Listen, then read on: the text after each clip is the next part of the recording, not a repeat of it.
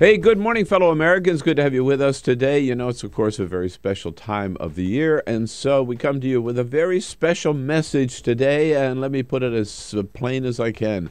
We need your help. Look, I don't have to tell you how important Free Speech TV is. You wouldn't be watching if you didn't enjoy it. It's been around for a long time.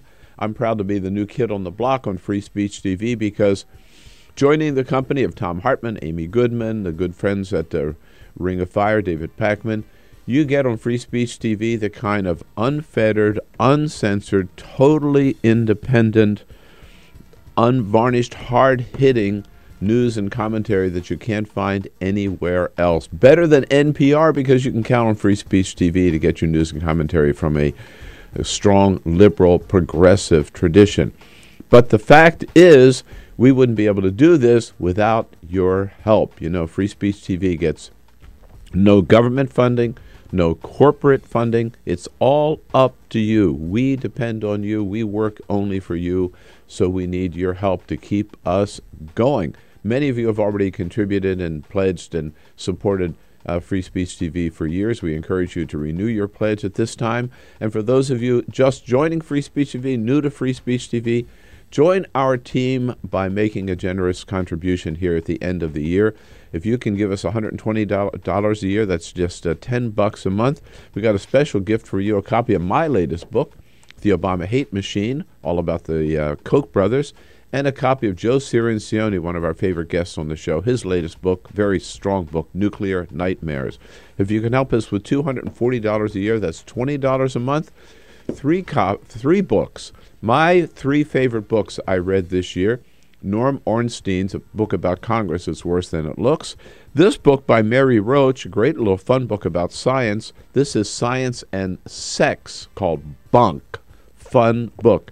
And then a great mystery novel by Michael Dibdin called Blood Rain, which takes place in Sicily, where I just got back from vacation. If you can help us with $360 a year, that's $30 a month. 3 CDs, exclusive interviews that I conducted at the Hill Center here in Washington, D.C., available nowhere else. And for those of you who are able to do so and feel generous enough to help Free Speech TV with $1,000, a very, very special gift, we will make sure that you get a scarf, just like this one, a hand-woven rayon chenille scarf by my wife, Carol Press, who is the best weaver in the world. So those are just incentives for you to join us on Free Speech TV. But again, we're here for you every day, and we ask you here, particularly at the end of the year, take advantage of the tax deduction, ask you to be here for us. Give a call at 877-378-8669.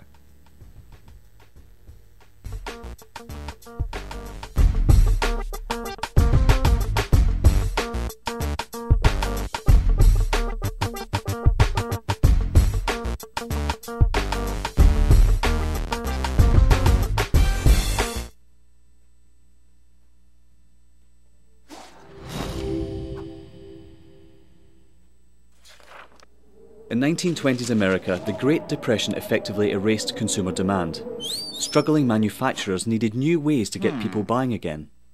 Innovative production processes like stamping and use of molds allowed them to use new materials for their designs. Products using vinyl, chrome, aluminium and plywood began appearing. American industrial designers began introducing streamlined, efficient shapes that shouted progress. Bel Geddes pioneered what we now refer to as utilitarian art. Things that had little reason to look sleek now all of a sudden did. At the 1939 World Fair, featuring Bel Geddes' immensely popular Futurama exhibit, a new era of American industrial design proudly claimed to be building the world of tomorrow. Americans found great positivity in these futuristic forms. Yay. Things were looking up. American industrial designers realised that by making objects look great, people simply wanted them more. From cars to kitchen appliances, the most influential society on earth was spending money again. Mass consumption had arrived. Advertisers finally had lots to talk about. Personal taste could be expressed through the things you bought. Style became equally as important as function. Chair designers like Eames and Saarinen didn't just design seating, they created desirable lifestyles. People behind the products suddenly were stars. Everyone wanted to know who they were. Raymond Loewy was one of the shining lights of American industrial design. His face ended up on every coffee table in the nation. Toothpaste packaging promised whiter teeth. Washing powder packaging promised whiter whites. Who knew such simple household objects would shape the tastes and ambitions of an entire society?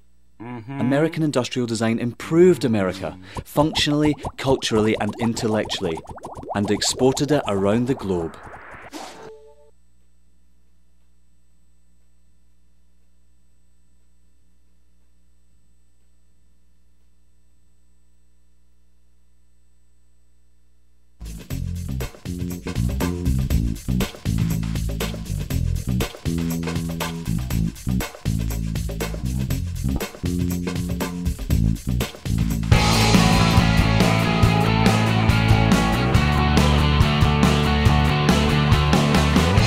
broadcasting around the nation, on your radio, on your TV, and online.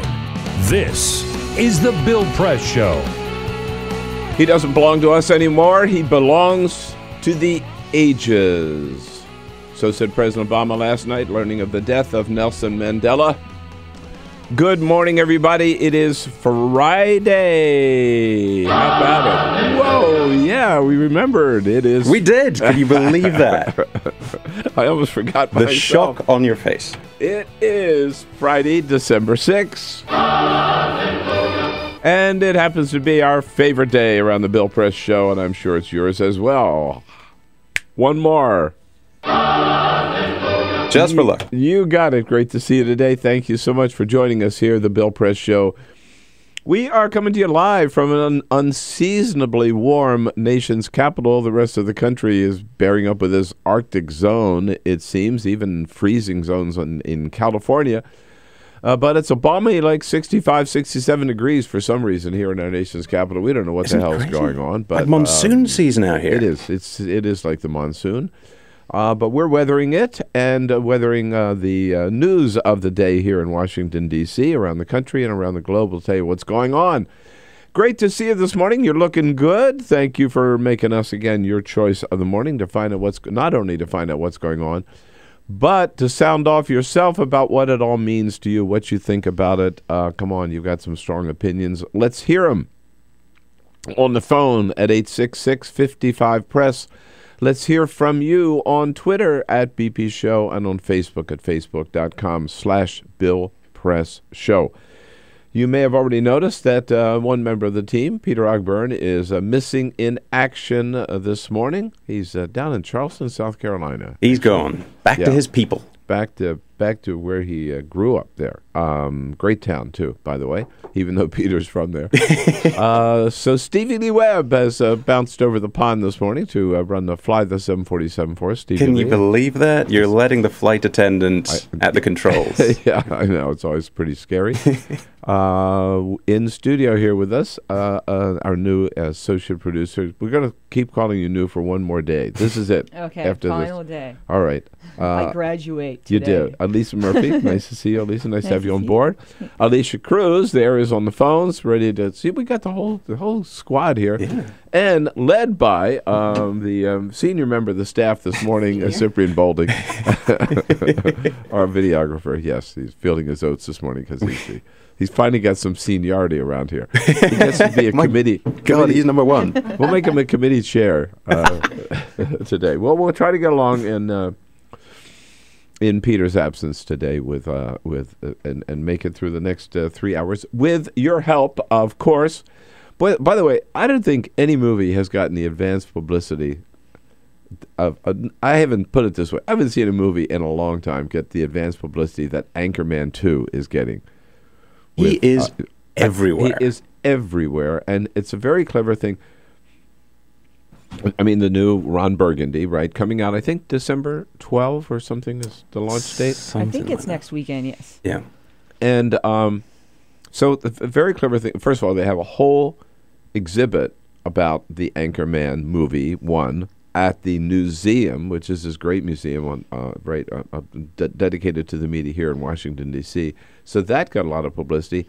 And now what he's doing, he's going around the country and he's appearing on news shows as an anchorman and actually like anchoring the news or doing sports. I mean, he was in some station in North Dakota a couple of days ago. He did the whole broadcast. Yeah, talking to the weatherman there. Yeah, and last night he was on the Sports Center with Dan Patrick, right? And giving a call of allegedly. I mean, I can keep Okay, Gibby against Dennis Eckersley, home run at Dodger Stadium. All right, you ready? Okay.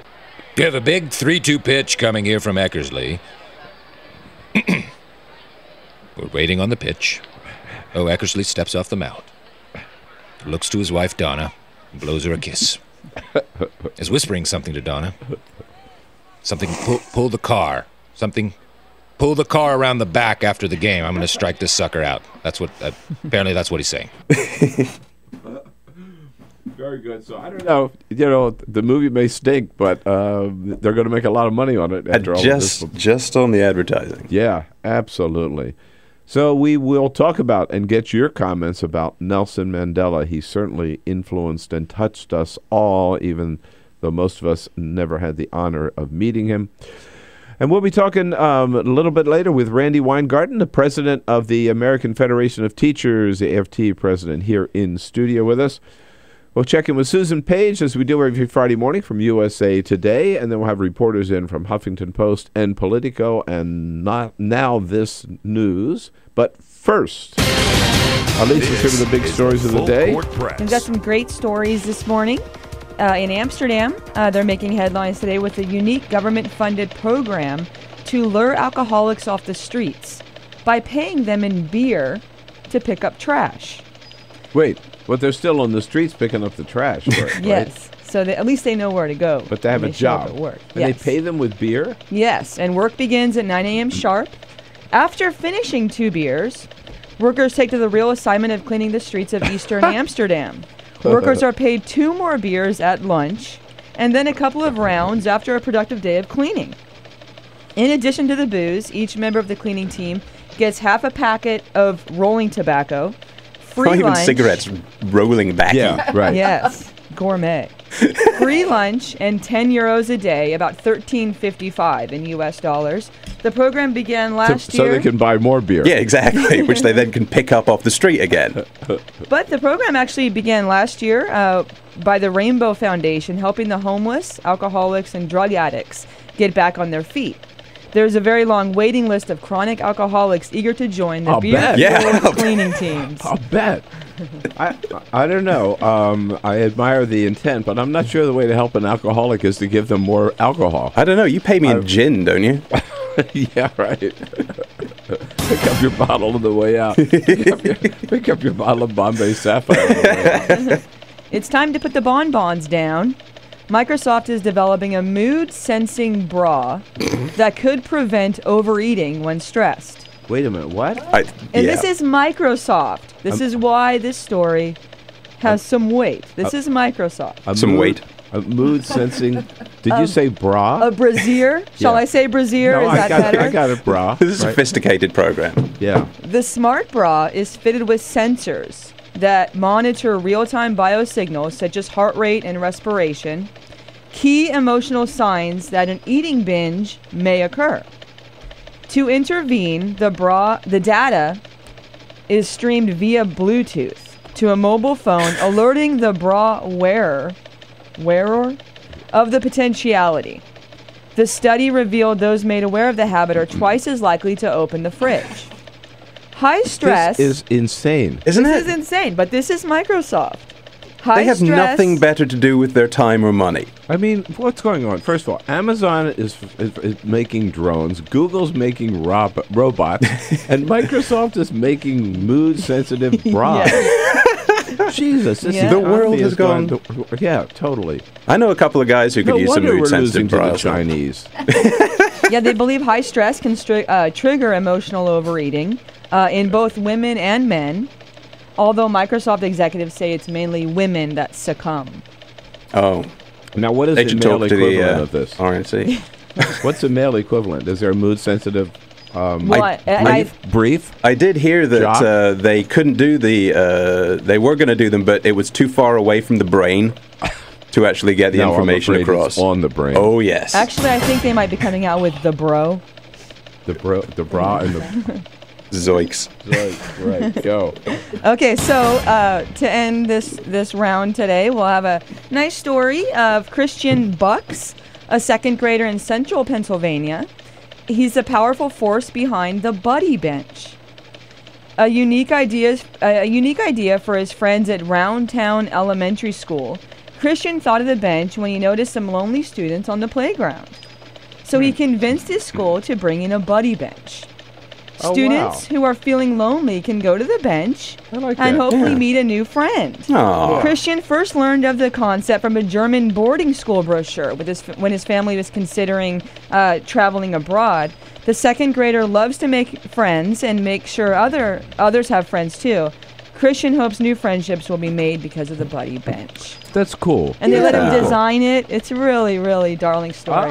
I've often thought that they should, in restaurants, they should have a buddy table, sort of like when you want to go out for lunch and you didn't line anything up, it's sort of a last minute thing, right? And you can just go in and sit down and have a round table, and anybody who doesn't have a lunch plan or a partner for lunch or something, just sit down and you get to meet new people and don't have to eat at a table by yourself. Very civilized. Now the kids can do it with their little brown bag lunches. Buddy table. I think that I'll take that idea to maybe to the Palm next time I'm there.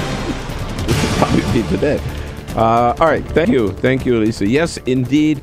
I was really struck last night. We all were when we heard the news of the passing of Nelson Mandela, but I was struck how Scott Pelley on CBS News opened up with just the phrase, he changed the world. Think about that. He did. Nelson Mandela. He changed the world.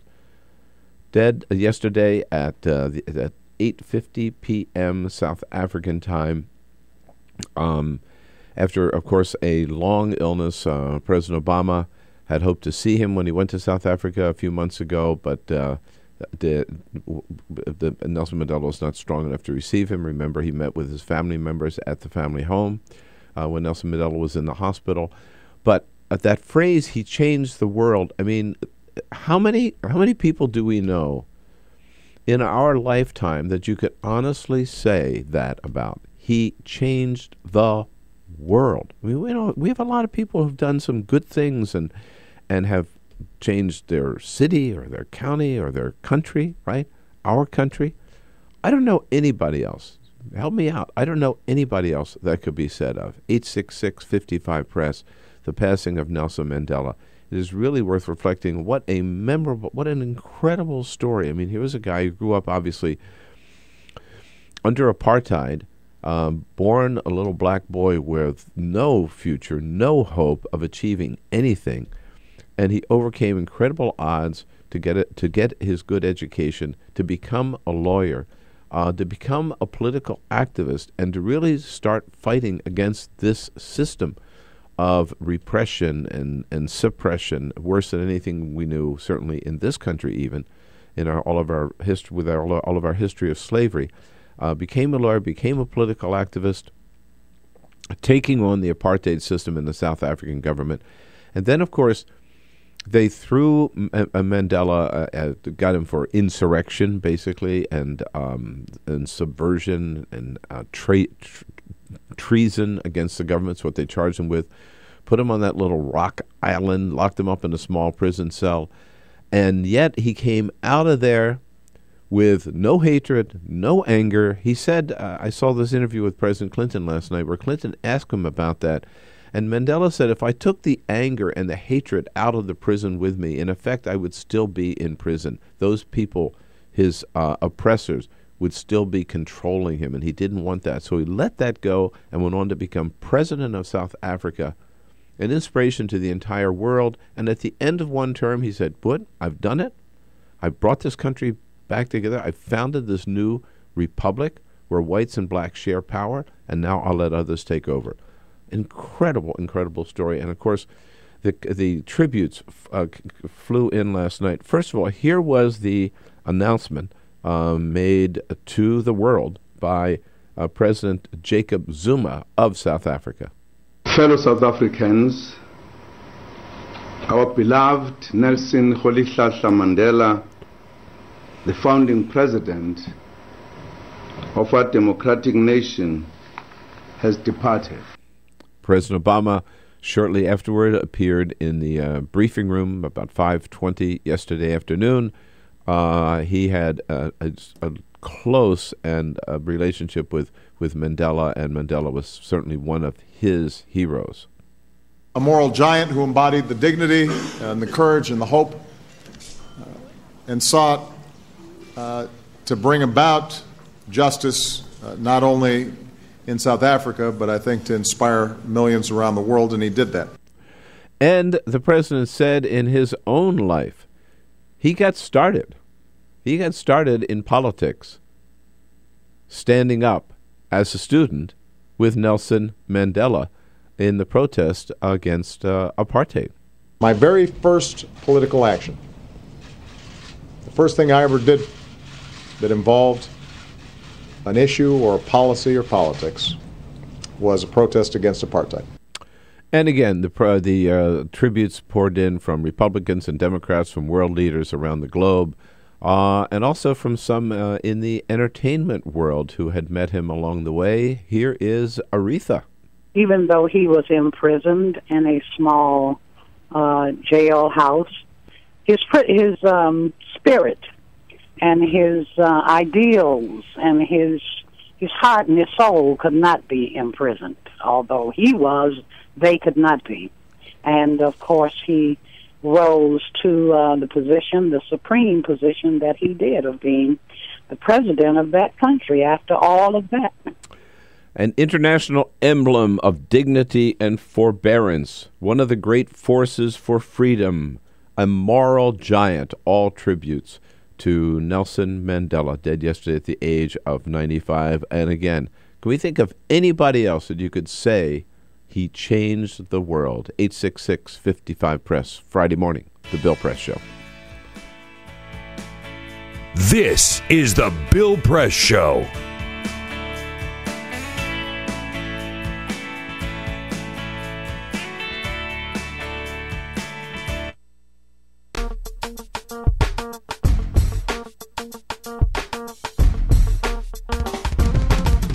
Hey, friends and neighbors, a very special message for you this morning. Here we are, getting close to the end of the year already, and two things that, at this time of the year that all of us think about. Number one, taxes. Yeah, if you're like me and Carol, this is when you line up your favorite causes, your favorite organizations. You want to be sure to get those checks into them before the end of the year.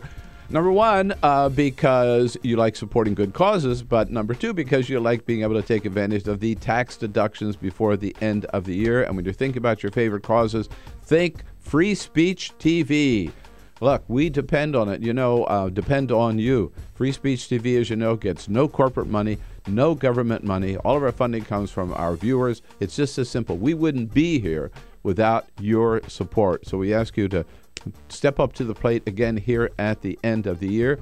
And the other thing, of course, people think about in December are gifts. Gifts to yourself, gift to your friends. We can combine the two. For a pledge to Free Speech TV, we'll send you gifts that you can consider end-of-the-year gifts to yourself or someone special to you.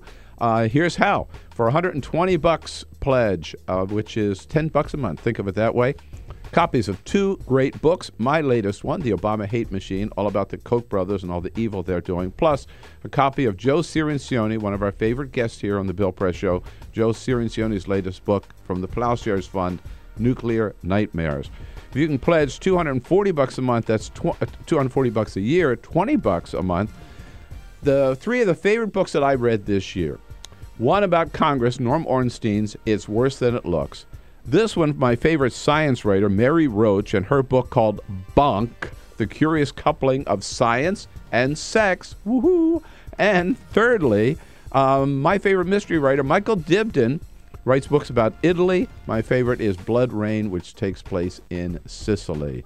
And then for $360 a month, a real special deal, and exclusive copies of 3 interviews that I conducted here at the Hill Center in Washington, D.C., 1 hour each, with Mark Leibovich from the New York Times, Bishop Gene Robinson, and Senator Mary Landrieu. And for those of you who can make a very special pledge to Free Speech TV of $1,000, an extraordinary gift, here it is. Scarf, just like this one, a hand-woven scarf. This is rayon chenille. It could also be in bamboo, done by the greatest weaver in the world, my wife, Carol Press. So if you can help us, please, we love bringing you the show every day. I love getting up early in the morning, having the first crack at news and commentary with you, bringing in the best guests that we can get for you. You know, our regulars, Arthur Delaney, Igor Volsky, Congressman Chris Holland, other members of Congress. But again, we couldn't be here on Free Speech TV, couldn't be here with Tom Hartman and Amy Goodman, David Packman, and Ring of Fire without your help. We depend on it. So please give us a call at 877-378-8669.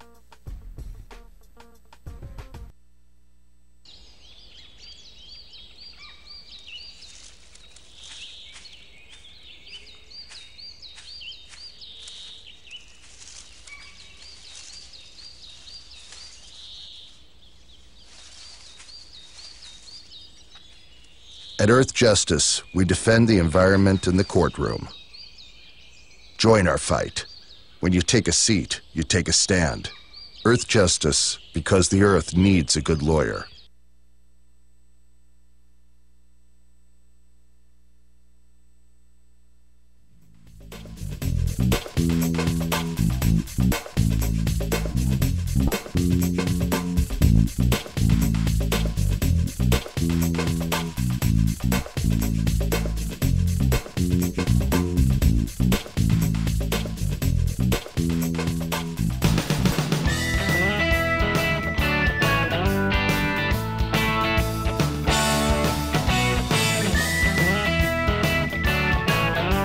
On your radio, on TV, and online.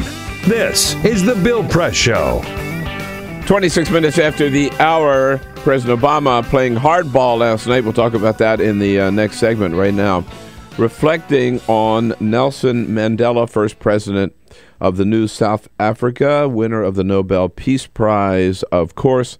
New York Times saying this morning he was one of the most extraordinary liberation leaders Africa or any other continent ever produced. Not only did he lead his people to triumph, he achieved this victory without the bloodbath so many had predicted and feared. Nelson Mandela belonging, as President Obama says, to the ages. Ike, down in Charleston, South Carolina. Hello, friend. How are you? Hey, my friend. Yeah, Mandela was definitely a giant among men, and I'd be hard-pressed to think of any living beings on the planet at the moment. I don't think we've seen one in our lifetime, Ike. Huh? Yeah. You got to go back to Martin Luther, John Kennedy, and, back there to see anything, comparable to this, what went on in his country, Thank God people got up and fought for civil rights in this country and equality, it definitely changed our country. But as far as right now, we could use a hero. You know what I mean? Yeah. Particularly these folks that are working for a little bit of nothing out there. And can't get a raise. And one side note, in case Peter Ogburn's listening, he left his cell phone at the strip club. I want him to know I've got it. So all he's got to do is call me. I was going to ask you if you've hooked up with Ogburn down there so far, but now I know you guys were out hanging out last night. All right, Ike. Well, we'll make sure that Peter gives you a call to get that cell phone back. Okay. When we come back, President Obama playing hardball. This is the Bill Press Show.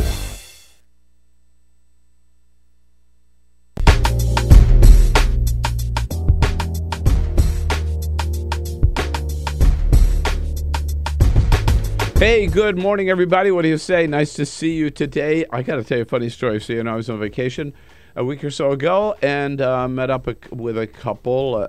We were chatting over dinner one night, and the guy said to me, so, obviously, you're retired.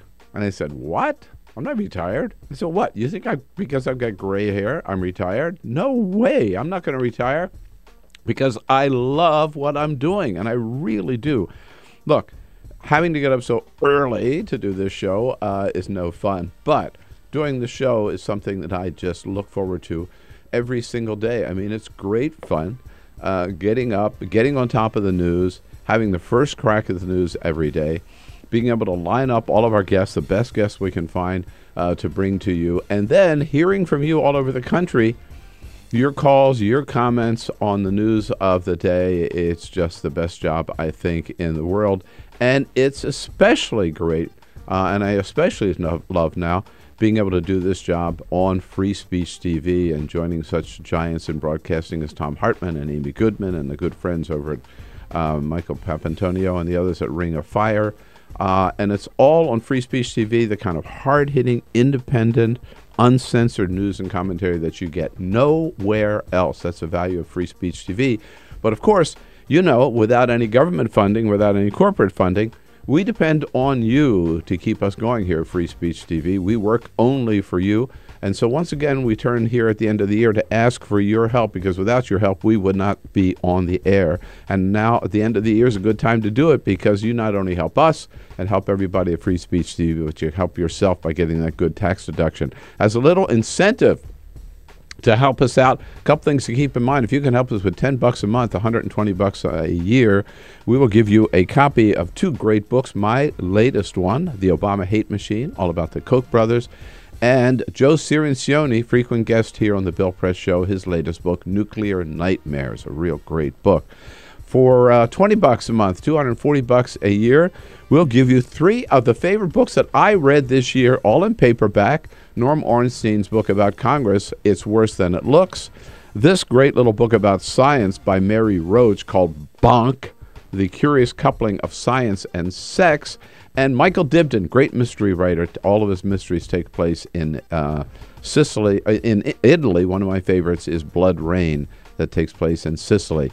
And for those of you who can offer $360 a year or $30 a month, we'll give you 3 exclusive 1-hour interviews that I've conducted at the Hill Center here in Washington, D.C.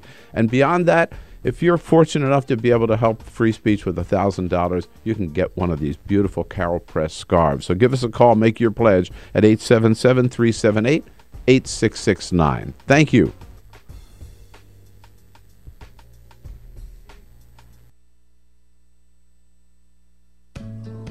You wouldn't let money just blow out of your house. So when your AC or heater is on, make sure the doors, windows, and fireplace flue are shut tight. If you're headed out, turn down the AC or lower the heat by 10 degrees. And always keep your water heater set at 120. A little bit of common sense goes a long way. Get more great tips at energysaver.gov. So, I'm kind of new here, but I've noticed a trend. My human does this funny thing where she goes around and gets all my toys, and then she hides them in that basket by the door.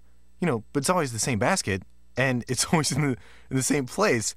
And then she acts so surprised when I find them, but, she's putting them in the same basket. Again. It's like, hello, that's where you put it last time. You were the worst at hide and go seek.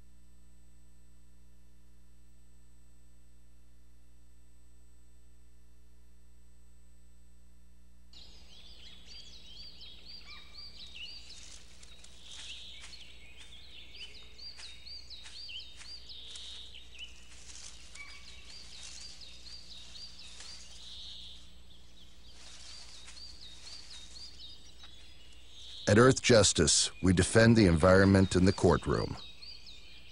Join our fight. When you take a seat, you take a stand. Earth Justice, because the Earth needs a good lawyer.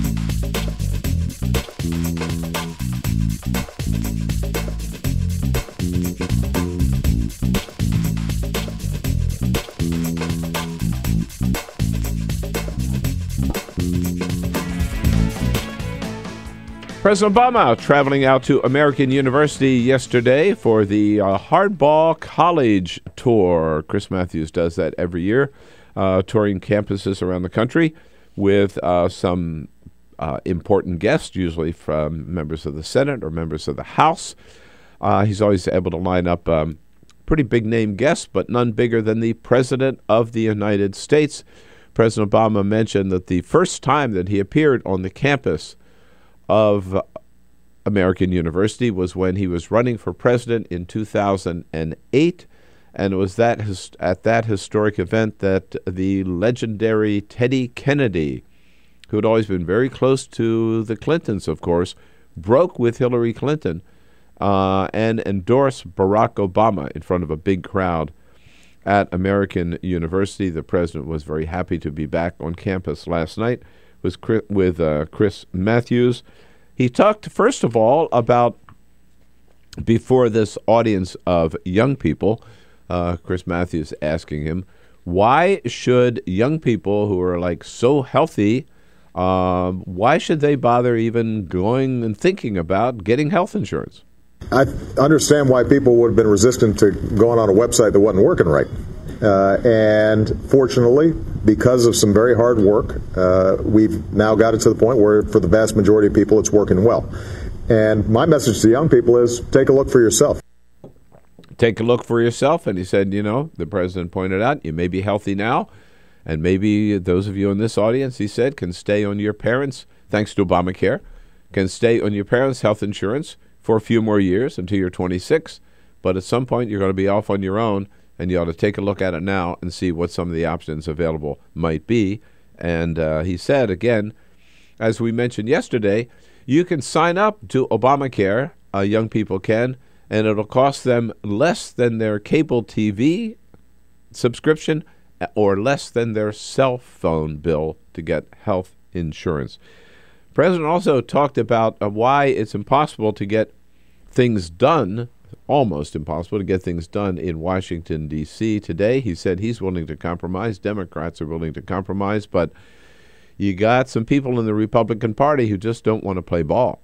I think you can look at it and you can say that the big challenge we've got is you've got a faction of the Republican Party sees compromise as a dirty word that has moved so far to the right that it would be difficult for Ronald Reagan to win the nomination for the Republican Party at this point. Yeah, that's absolutely true, and I've made that point before myself. I mean, if you look at where the Republican Party has moved today, especially the Tea Party wing of the Republican Party, which controls the Republican Party today, no doubt about it, certainly controls the House of Representatives, that crowd, even though they give lip service to Ronald Reagan, they could never support Ronald Reagan's policies today. Remember, he's the one who pushed through comprehensive immigration reform, including, as he called it at the time, amnesty for the 5 million Americans who were living here illegally in this country at the time. This is Ronald Reagan who pushed through the biggest tax cuts in the history of the state of California when he was governor. Ronald Reagan who raised taxes 7 out of 8 years when he was president of the United States. I mean, you can go down the list of all the things that Ronald Reagan did. Gun safety. Ronald Reagan saying it was just imperative, right, that they do something about assault weapons. I mean, down the line, the Tea Party could never have stood and would not today stand behind Ronald Reagan today. Glad President Reagan made that a point again last night.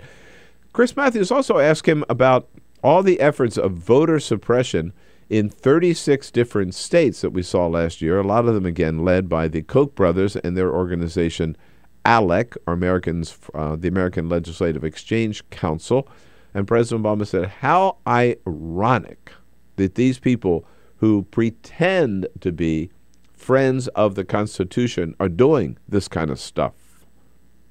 You take pride in American democracy, American constitutionalism, American exceptionalism, and then you're doing everything you can to make it harder for people to vote as opposed to easier for people to vote.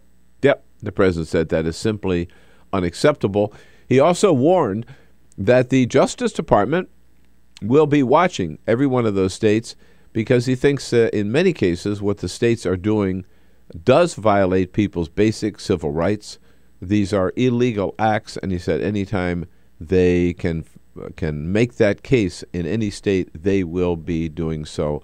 That is one area where Eric Holder and his people at the Department of Justice have been very aggressive under President Obama's direction, of course.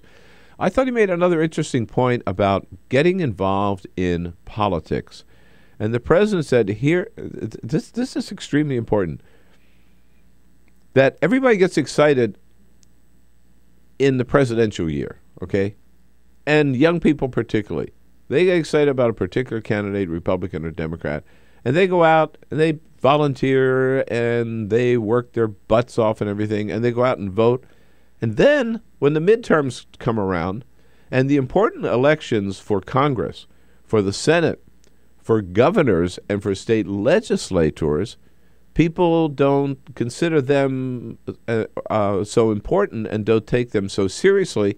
And the president said last night, I hope the people in that audience, the young people in that audience were listening. The president said last night, that's a big mistake. You may agree with me or disagree with me, but don't think that it all ends with me. It's also important who's the Speaker of the House and who's in charge of the Senate, and I hope young people increasingly understand that. Yep.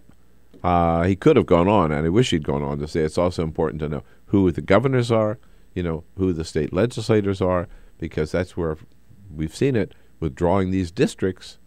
It's all up to the state legislatures and the governors. Congress has nothing to do with it.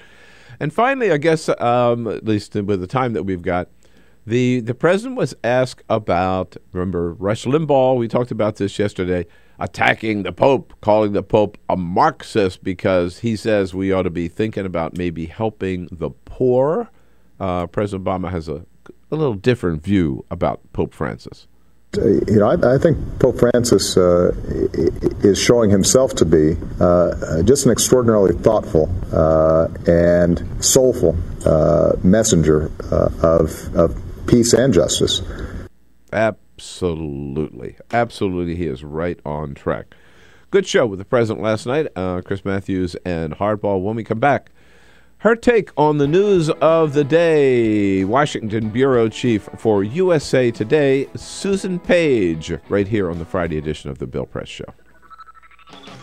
Connect with The Bill Press Show on Twitter. Follow us at BP Show and tweet using the hashtag WatchingBP. This is The Bill Press Show.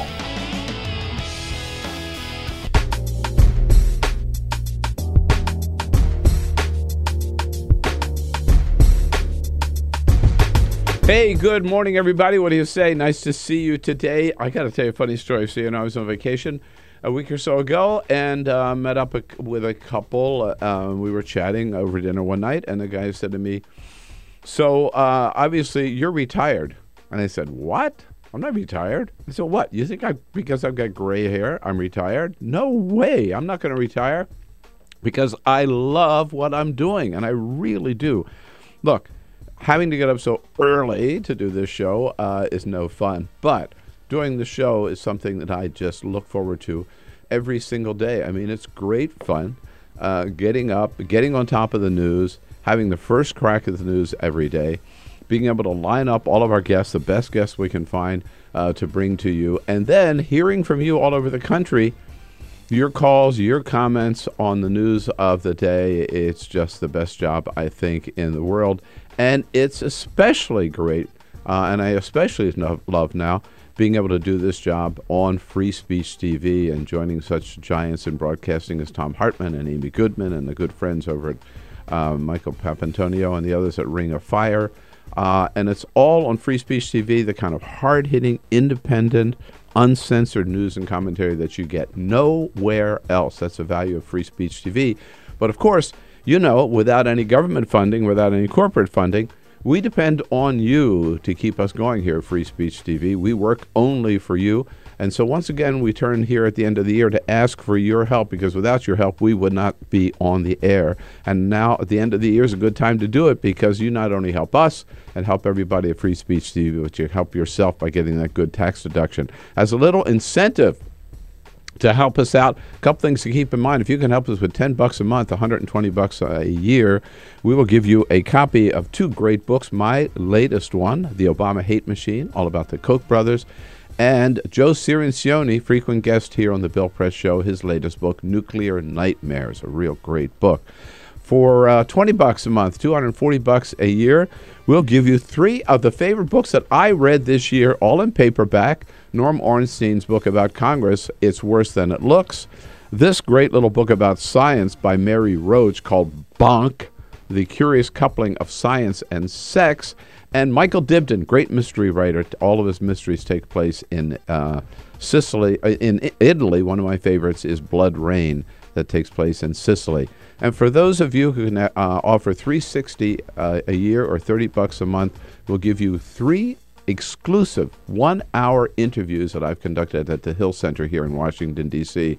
And beyond that, if you're fortunate enough to be able to help free speech with $1,000, you can get one of these beautiful Carol Press scarves. So give us a call, make your pledge at 877-378-8669. Thank you.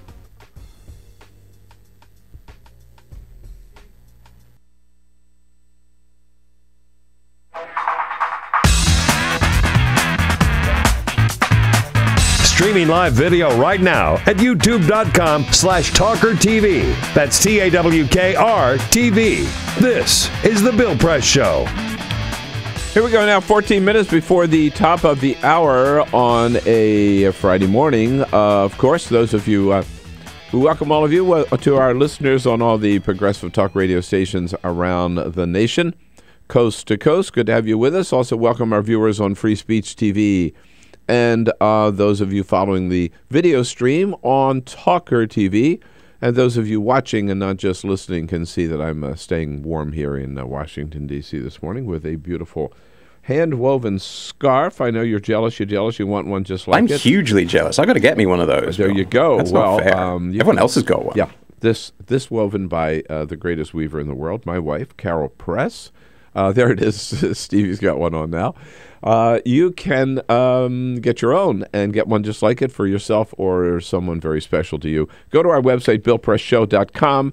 In the upper right-hand corner, you'll see the link to Carol Press scarves, all kinds of different colors, designs, and patterns. And get in touch with Carol, and you are on your own, and you'll look as well outfitted as I do this morning. Very dapper. Speaking of somebody who always looks just like she walked right out of Saks Fifth Avenue, Susan Page, Washington Bureau Chief for USA Today. Hey, Susan, how are you? Bill, if you could see me, I am wrapped entirely in garments woven by your wife. Yeah, she makes beautiful robes. And, I know she does. There you go. Yeah. Hey, Susan, how's it going? It's going. Isn't it an interesting time? It is in an Washington. interesting time. Yeah. I'm going to ask you, because you've interviewed some great world figures. Did you ever have a chance to meet or interview Nelson Mandela? You know, I never interviewed him, but I will tell you that in 1992, which is 2 years after he had been released from prison, I was at the Clinton inaugural, and he was seated.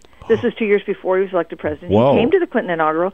He was seated in that area, that great expanse just below the steps where the inauguration takes place. It's an area where there are VIPs, and there's a press area there. Yes. He was sitting there by himself. He was wrapped up in a coat and wearing a hat, and he looked very much at ease and happy to be there. No kidding. You know, I saw an interview with President Clinton last night. The two of them developed a very, very close friendship and relationship. And when President Clinton was in trouble over the Monica Lewinsky stuff, Nelson Mandela came to the White House, right, stood by him, and just as a show of support. You know, and amazing to think that 2 years before, he had been in a prison cell. And there's a wonderful piece in the Wall Street Journal this morning by Juan Williams about his interview with Nelson Mandela right after his release from prison, and how Nelson Mandela had no idea what a hero he had become to the people in the United States and around the world. I was struck that President Clinton last night said, he asked Mandela, he said, when you left that prison, you must have just hated your jailers, right, and that whole regime. And Mandela said, well, he did, but he really decided he had to put that behind him, because if he carried that hate with him, he, in effect, would still be in prison, right? Such a wonderful point. And Isn't really, it is the most amazing thing about Nelson Mandela was the lack of bitterness that he seemed to have over a quarter of a century that he spent in jail. And he actually invited one of his white wardens to his inauguration as president, just as a show of reconciliation. Well, from the the glory to the mundane, I guess. Let's get back into health care. We have talked about it several times here, Susan, but it looks like we may have turned the corner, or do you think we have, from talking about the problems with the website to now how we're doing with enrolling new people? Well, Bill, here's my question for you, and maybe this is an overreach, but could Nelson Mandela's example and the focus on him, could it provide a little bit of a path for Washington? Because I think we see the beginnings of a thaw in Washington. We've got a budget deal that looks like it's coming together. It looks like the Farm Bill will pass. The Republicans are talking less about repeal of Obamacare. I wonder if this could be a little bit of a turning point for Washington? Because it's got to be easier to bridge the partisan divide here than it was to deal with the legacy of apartheid in South Africa. One would think. Yeah, absolutely. Well, I would say from your lips to God's ears, Susan. But we do see, I was there at the White House today, this week, when the president a couple of times spoke about healthcare, and he does seem to be, trying to move in a new direction. And there are some numbers now to back it up, right? Yes. That now that the website is, for the most part, working, then we can get on to what the program is all about, rather than, as you point out, repeal. Yes. Now maybe we've turned a corner. I think it's a little. Doesn't even supporters of the most avid supporters of the plan, I think, feel a little gun shy in saying that things are working, but things are clearly working better. Well, they're gun shy because they're afraid it could break down again. That's right. Right. And while we know that the consumer website is working better, we continue to hear reports about problems at the communication with what we all know in the 834 forms. 2 weeks ago, who would have known what an 834 form now is? Now we all see it as the lodestar for healthcare in America. So will that system work? But that era of crisis and catastrophe that we saw in October and November, that's clearly lifted a bit. Yeah. Well, you know what? I think the man of the year may end up being Jeff Zients, right? The guy, the president. Well, here's the problem for time. Okay, so do you do man of the year? Do you go with Nelson Mandela, Jeff Zients, or Pope Francis, or Edward Snowden? Well, isn't that interesting? You probably heard Barbara Waters wanted to make Edward Snowden her most, what is her? Most fascinating person of the year, and ABC vetoed it. Really? Yeah. Interesting. Yeah, that was reported yesterday because they thought, he's a criminal and why should we hail him? But I think Edward Snowden had, certainly not in the Nelson Mandela category, right? But he certainly had as big an impact as any other American, I think, on news. He said he wanted to spark a debate about what he saw going on, and boy, has he done that. Boy, has he ever. I want to come back to your thaw question for just a second. We're nearing the end. I think they have maybe 3 more work days left of the year, or 4 in the House. It's already gone down as the least productive, least successful session of Congress ever in history. Is that going to change, Susan? Well, it's not going to change in the next 5 days. Yeah, right. But maybe they could stop being the most hated, least respected, totally hopeless institution in American life. By moving ahead. And I think I do see some signs that perhaps we've hit bottom and are coming back a little bit. Well, I would think it's in everybody's interest, right? It's at the interest of the Democratic Party, the Republican Party, and certainly the American people that happen, and they start just getting some things done. One would think so, although of course we've been saying that now for some time with not too much effect. But we can hope. Yeah, absolutely. Well, with that note of hope, we'll let you go, and thank you again for joining us on a Friday morning, Susan Page. Thank you, Bill. Washington Bureau Chief for USA Today, usatoday.com, of course. Connect with The Bill Press Show on Twitter. Follow us at BP Show and tweet using the hashtag WatchingBP. This is The Bill Press Show.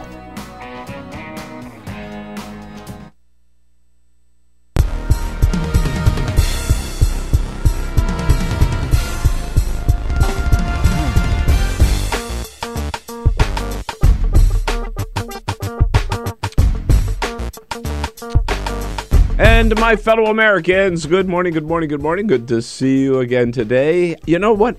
We get a lot of questions, I do all the time, about, my God, you got 3 hours to fill every day on Free Speech TV. How do you guys do it? Well, I have to tell you, it's a lot of work, and we're at it like all the time. I mean, we start at the end, right after every show, every day, we sit down for a brief postmortem about that show, what went right, what went wrong, and then we start looking ahead at the next day. What do we think the issues are going to be the next morning? Who are some of the guests we want to talk about those issues, and just sort of do a rough outline of the show. And then we go on. I go to the White House, Peter and Lisa and who do most of the work for the show. They're looking around all day long at what stories are developing, what guests are available, which guests are not available. Can they come in studio? Do they have to be by phone? We work on it all day long. And see what pops up. About 4 o'clock in the afternoon, Lisa and Peter put together what we call a trawl, a whole list of all the stories that we might want to talk about the next day. 5 o'clock, we have a conference call and sort of firm up the guest and get a better idea of the topics. And then we'll work through the evening, again, seeing what develops, watching the news, watching the websites. And then we got here an hour before showtime the next morning and finally put the show together. So you can see it's a whole ongoing thing. It's a lot of work. But here's the key part. We cannot do it at all without your help. And that's why right now at the end of the year, you can get that tax deduction. We ask you once again to renew your pledge to Free Speech TV or to make your first one. And give us a call now. Make your pledge at 877-378-8669. If you can give us just $10 a month, $120, we'll give you 2 great books, a copy of my latest book, The Obama Hate Machine, about the Koch brothers, Joe Cirincione's book, Nuclear Nightmares, just published. For $20 a month, $240 pledge, we give you copies of the 3 favorite books that I read last year, including a real fun book about science called Science and Sex called Bunk by Mary Roach. For $360 to $30 a month, 3 CDs of 3 interviews exclusive that I've conducted at the Hill Center here in Capitol Hill. And if you are flush enough and generous enough to help us, Free Speech TV, with a $1,000 contribution, you will get one of Carol Press's hand-woven, beautiful rayon chenille scarves like the one I am wearing right now. So a lot of incentive for you to help, and we ask you to help as generously as you can. Again, by giving us a call at 877-378-8669. I don't have to tell you how important free speech is. This is the kind of hard-hitting, independent, unvarnished news and commentary you can get nowhere else. But again, we can't do it without your help.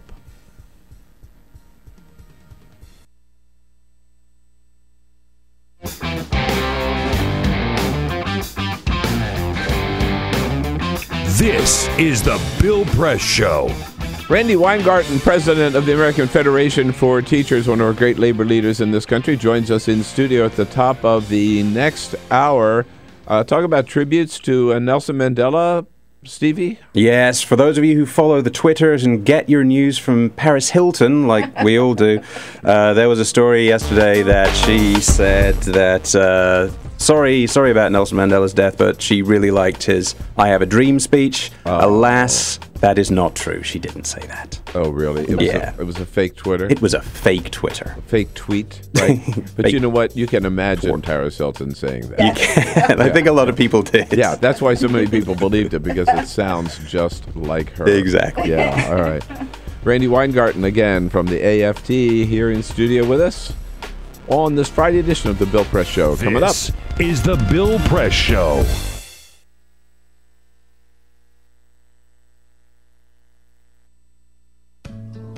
You wouldn't let money just blow out of your house. So when your AC or heater is on, make sure the doors, windows, and fireplace flue are shut tight. If you're headed out, turn down the AC or lower the heat by 10 degrees. And always keep your water heater set at 120. A little bit of common sense goes a long way. Get more great tips at energysaver.gov. So, I'm kind of new here, but I've noticed a trend. My human does this funny thing where she goes around and gets all my toys, and then she hides them in that basket by the door. But it's always the same basket, and it's always in the same place. And then she acts so surprised when I find them, but, she's putting them in the same basket. Again. It's like, hello? That's where you put it last time. You were the worst at hide and go seek.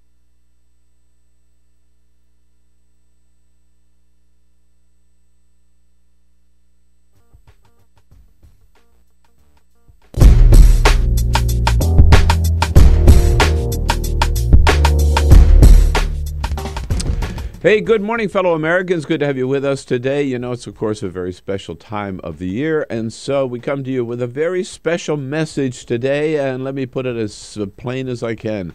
We need your help.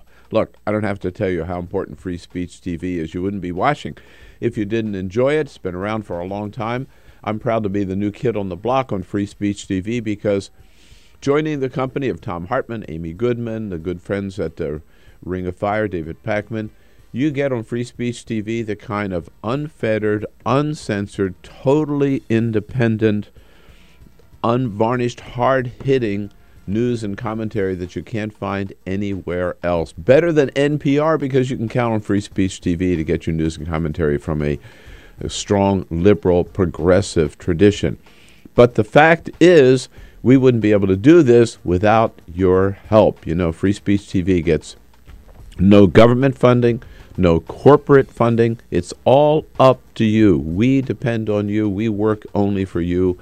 So we need your help to keep us going. Many of you have already contributed and pledged and supported Free Speech TV for years. We encourage you to renew your pledge at this time. And for those of you just joining Free Speech TV, new to Free Speech TV, join our team by making a generous contribution here at the end of the year.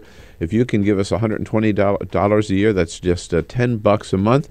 We got a special gift for you, a copy of my latest book, The Obama Hate Machine, all about the Koch brothers, and a copy of Joe Cirincione, one of our favorite guests on the show, his latest book, very strong book, Nuclear Nightmares. If you can help us with $240 a year, that's $20 a month. Three books. My three favorite books I read this year. Norm Ornstein's a book about Congress, It's Worse Than It Looks. This book by Mary Roach, a great little fun book about science. This is Science and Sex, called Bunk. Fun book. And then a great mystery novel by Michael Dibdin called Blood Rain, which takes place in Sicily, where I just got back from vacation. If you can help us with $360 a year, that's $30 a month. 3 CDs, exclusive interviews that I conducted at the Hill Center here in Washington, D.C., available nowhere else.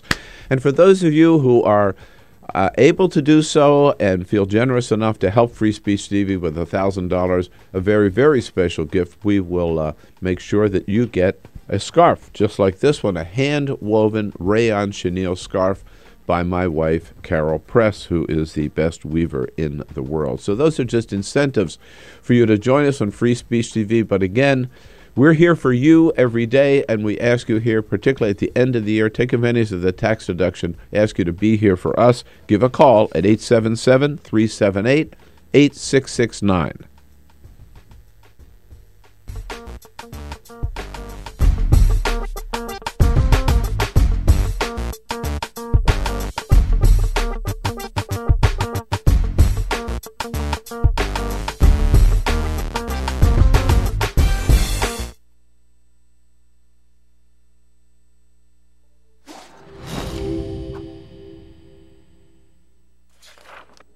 In 1920s America, the Great Depression effectively erased consumer demand. Struggling manufacturers needed new ways to get people buying again. Innovative production processes like stamping and use of molds allowed them to use new materials for their designs. Products using vinyl, chrome, aluminium and plywood began appearing. American industrial designers began introducing streamlined, efficient shapes that shouted progress. Bel Geddes pioneered what we now refer to as utilitarian art. Things that had little reason to look sleek, now all of a sudden did. At the 1939 World Fair, featuring Bel Geddes' immensely popular Futurama exhibit, a new era of American industrial design proudly claimed to be building the world of tomorrow. Americans found great positivity in these futuristic forms. Yay. Things were looking up. American industrial designers realised that by making objects look great, people simply wanted them more. From cars to kitchen appliances, the most influential society on earth was spending money again. Mass consumption had arrived. Advertisers finally had lots to talk about. Personal taste could be expressed through the things you bought. Style became equally as important as function. Chair designers like Eames and Saarinen didn't just design seating, they created desirable lifestyles. People behind the products suddenly were stars. Everyone wanted to know who they were. Raymond Loewy was one of the shining lights of American industrial design. His face ended up on every coffee table in the nation. Toothpaste packaging promised whiter teeth. Washing powder packaging promised whiter whites.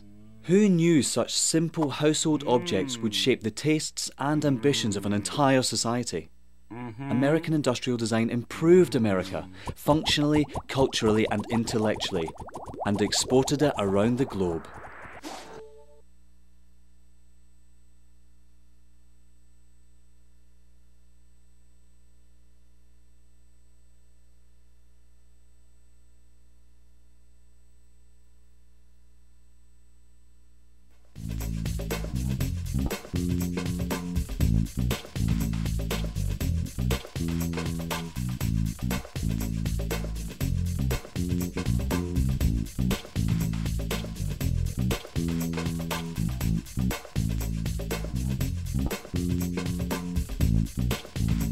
TV and online. This is The Bill Press Show. He changed the world. That's what they said last night about Nelson Mandela. How true, and how many people can you say that of? Good morning, everybody.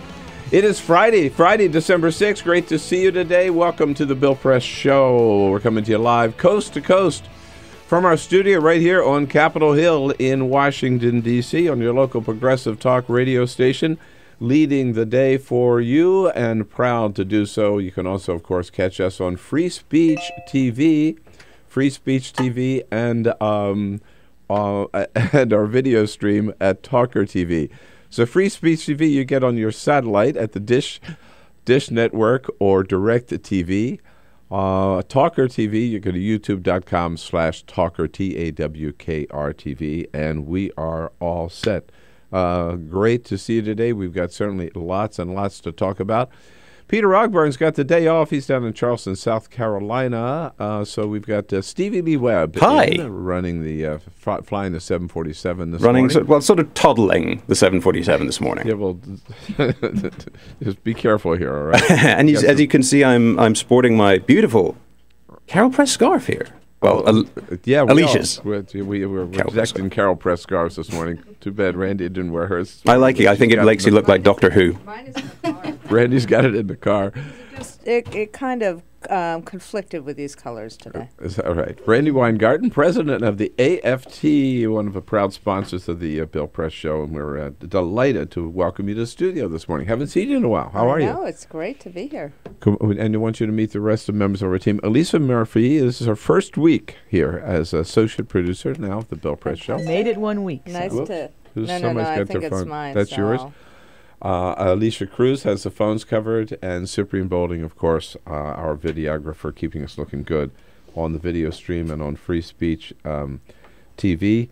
It is, I was thinking, we've seen some great leaders in our time, but none up at the scale of Nelson Mandela. Wouldn't you agree? No, I mean, I think Nelson, there comes in every generation or so, maybe in every 2 or 3 generations, someone who is so iconic, who not only captures the imagination of the moment, but when one looks back, realizes just how special a person is. And I think that's what has happened with Nelson Mandela.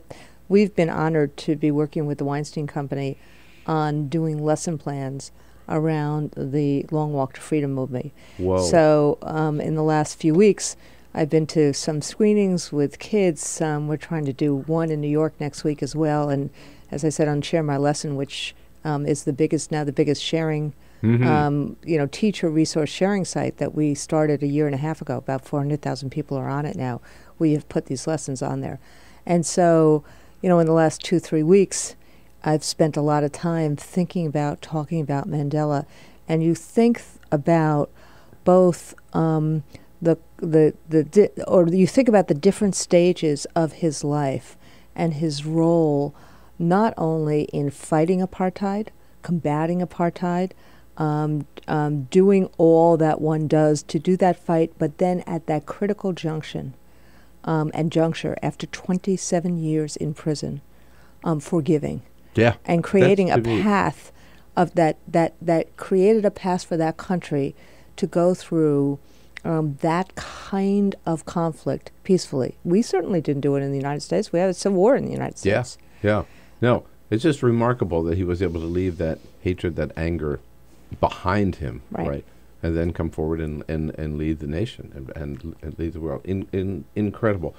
We've got a lot to cover this hour. We're going to be talking with some reporters from Huffington Post and Politico for the rest of the show. Elisa, I think we'll just jump right into the news of the day here. But I mean, stay with us. Court Press. Oh, I just meant the... My mistake. I thought you meant the other news of the day. But so hang in there. No, because there's too much I want to talk to Randi about. I completely agree.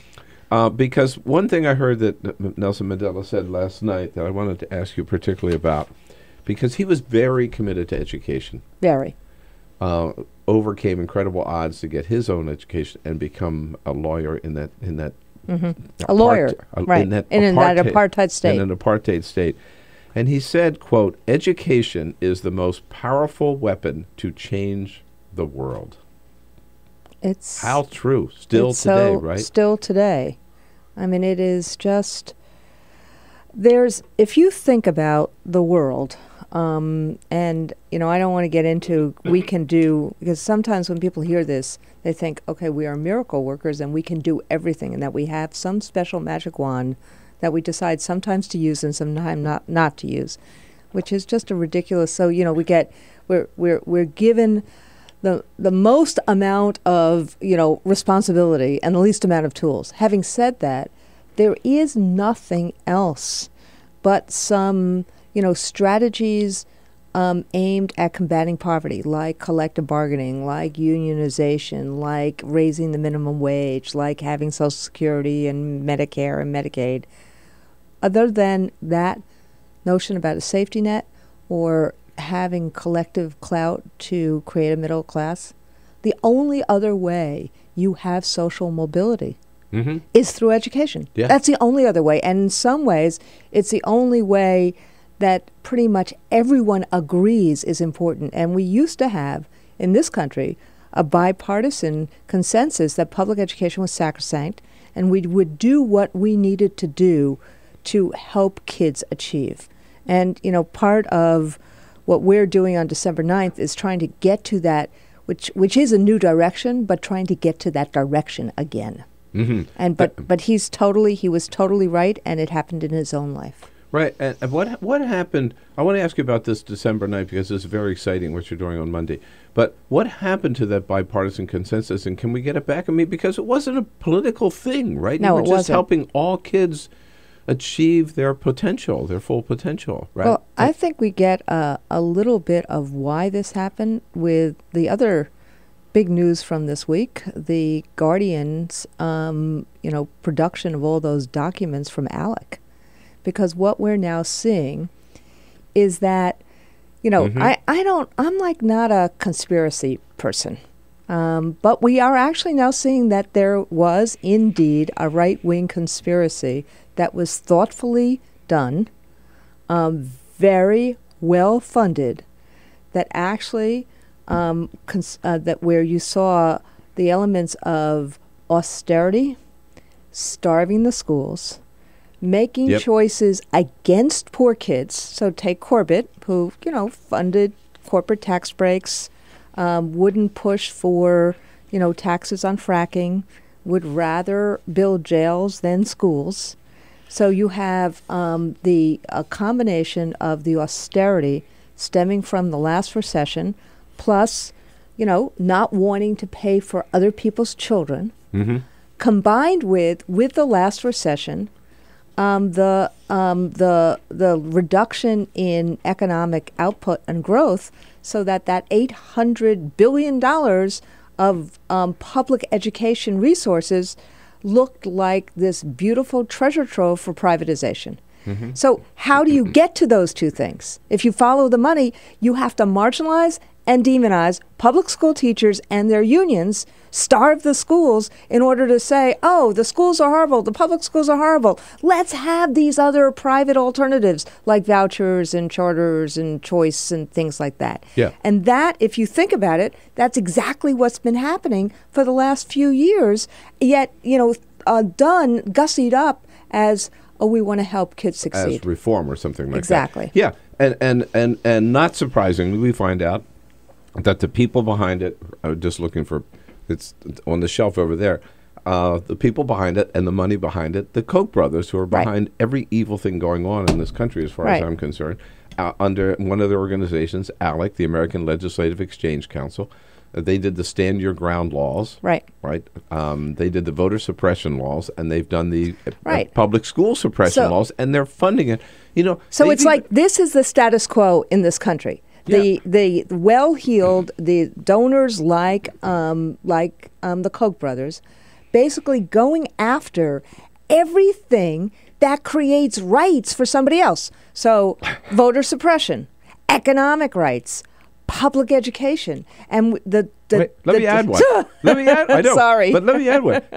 They are funding organizations trying to convince young people not to sign up for health care. Right, because they'd rather crash the economy. They'd rather not have shared prosperity. They'd rather have this, which we've had since Reagan, this trickle-down economics, this austerity-laden economics, where the people who are in power right now still have economic power and others don't. What's really crazy is that if you are, sorry to say this, Keynesian economics, Paul Krugman, the Pope, yes. What we're seeing is that the middle out really having investments and growth and that kind of strategy actually builds an economy. Yes. This austerity, we've learned over and over again, it actually is a race to the bottom. Yeah, and I love it that the Pope now has added his voice to those saying trickle-down economics, it doesn't work. Now, so Randi Weingarten, president of American Federation of Teachers, our guest here in studio, of course, AFT.org. She's on fire this morning, as she always is. Love being around you because you give me a lot of energy. And vice versa. Thank you. You're going to try to, with the help of a lot of other organizations, turn this around on Monday, December 9. It is the National Day of Action. Tell us about it. What's planned? So and how can people, be part of it? So there's a bunch of groups that are part of it. Right. The Opportunity to Learn Coalition, the 100 community groups, the NEA, AFT, the Schott Foundation. And so, but the easiest way is we have a website about, Reclaim It and things like that. But if you go to AFT.org, you'll see all of the websites, and you can just click on and link to all of them. Link to all of them. Right. But this is what we've done here, and it's a big we. It's that to create a new direction for schooling, it has to be more than the labor movement. It has to be the community. All of us together, those closest to the classrooms, as well as the broader community, because public schooling is a collective responsibility to all of our children, not just to some of our children. And so what's happened is that over the course of the last 2 years, the AFT has joined up on the local level. You saw it in Chicago. We started doing a lot of this in New York. When I was the president of the Teachers Union in New York, and Mike Mulgrew, who's my successor, has ramped it up hugely. Chicago, you saw the support that parents had for the teachers in Chicago. Philadelphia, that battle we're having, huge support by parents of the teachers and of the public schools. So what we did was of some of the community groups and parent groups, and we joined up. We had about 10 town halls a year and a half ago. We then met together, saw that there's really a lot of things that bind us together. Fix, not close, public schools. Invest in children. Yes, the Common Core is important, but done right. Stop leading with testing on everything. Testing of students, sanctioning of teachers, mass closing of schools. Let's have a fixation on the whole child. So we started seeing all these issues were important, and then what has happened is we've all kind of come together. Huge conference in LA in October, and out of that conference, Reclaiming the Promise of Public Education, Our Schools, Our Solutions, we said, let's not just do the local actions that we're doing in Pittsburgh and Philadelphia, New York, Chicago. Let's have one day where the country sees that this is parents, teachers, communities coming together and coordinate actions. And over 60 cities right now are having actions on December 9th to reclaim the promise of public education. And there were only two criteria that we had, the steering committee, which was all these groups. Criteria number one, we couldn't do it alone. So it couldn't be just a teachers union or just a parents group. This had to be an integrated approach of community, parents, teachers coming together. And number two, we couldn't only say something is wrong. We had to also propose a solution. So in New York City, we're talking about how we get pre-K and how we get all-day pre-K in support of our mayor-elect's push.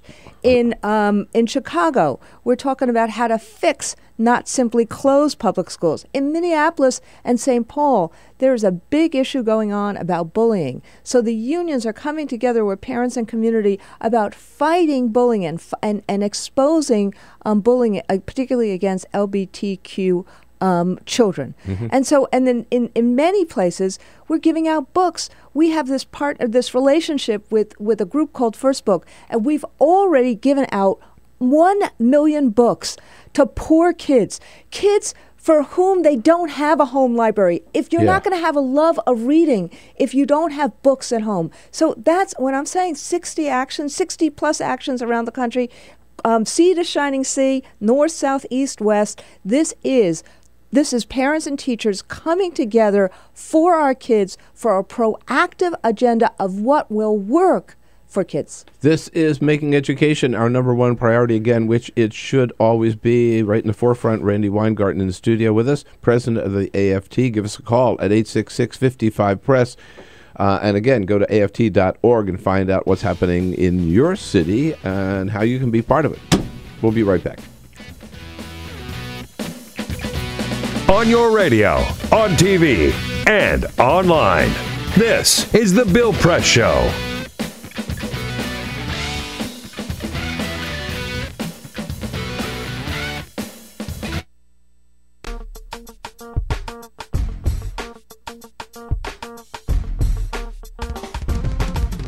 Hey, friends and neighbors, a very special message for you this morning. Here we are, getting close to the end of the year already, and two things that, at this time of the year that all of us think about. Number one, taxes. Yeah, if you're like me and Carol, this is when you line up your favorite causes, your favorite organizations. You want to be sure to get those checks sent into them before the end of the year. Number one, because you like supporting good causes, but number two, because you like being able to take advantage of the tax deductions before the end of the year. And when you think about your favorite causes, think Free Speech TV. Look, we depend on it, depend on you. Free Speech TV, as you know, gets no corporate money, no government money. All of our funding comes from our viewers. It's just as simple. We wouldn't be here without your support. So we ask you to step up to the plate again here at the end of the year.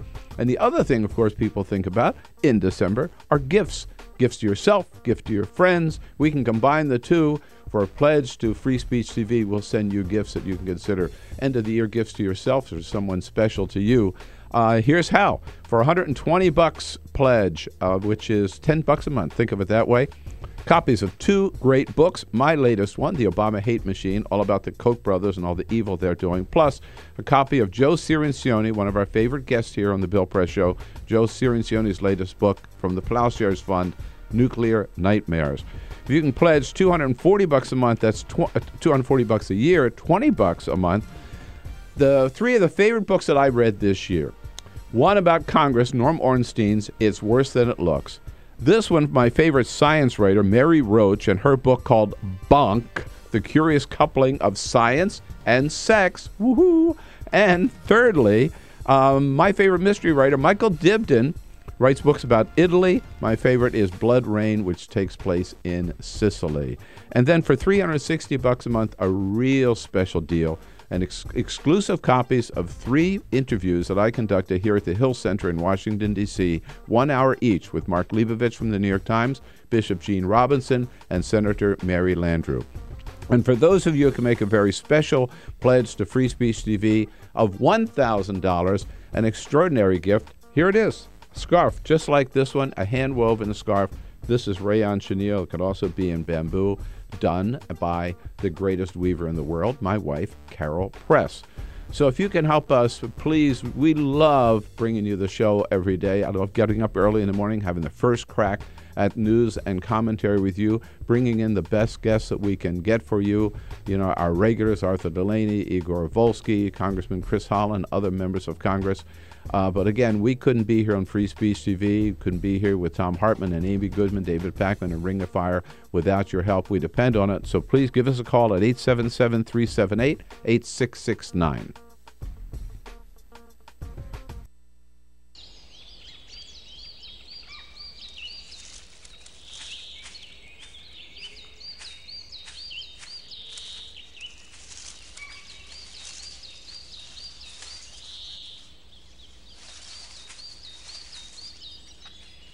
At Earth Justice, we defend the environment in the courtroom. Join our fight. When you take a seat, you take a stand. Earth Justice, because the Earth needs a good lawyer.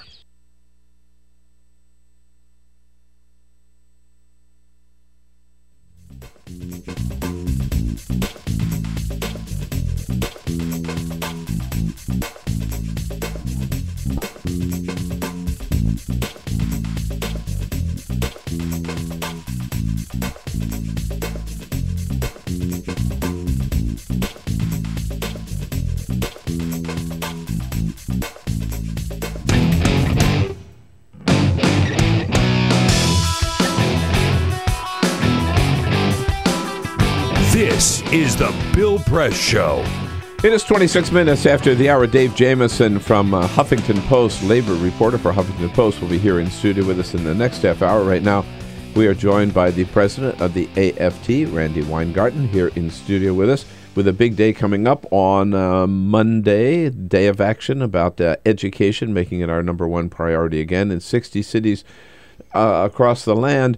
You know, Randi, I've always wanted to get the gift of bilocation myself. I've never achieved it.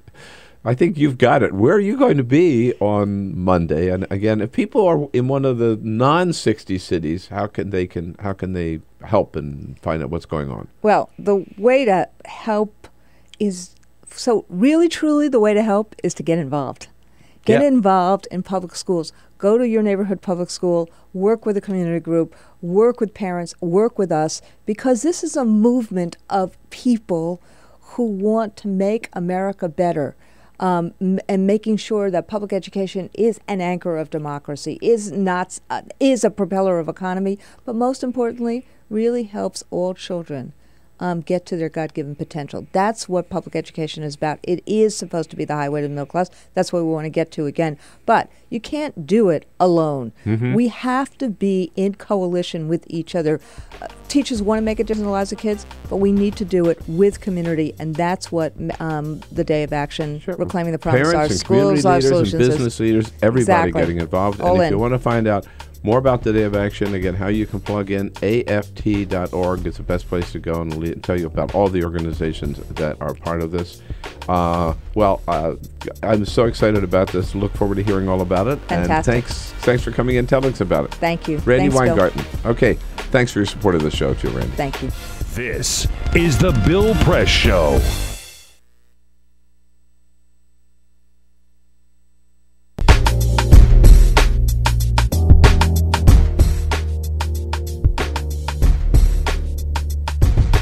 Hey, good morning, everybody. What do you say? Nice to see you today. I got to tell you a funny story. So, I was on vacation a week or so ago and met up with a couple.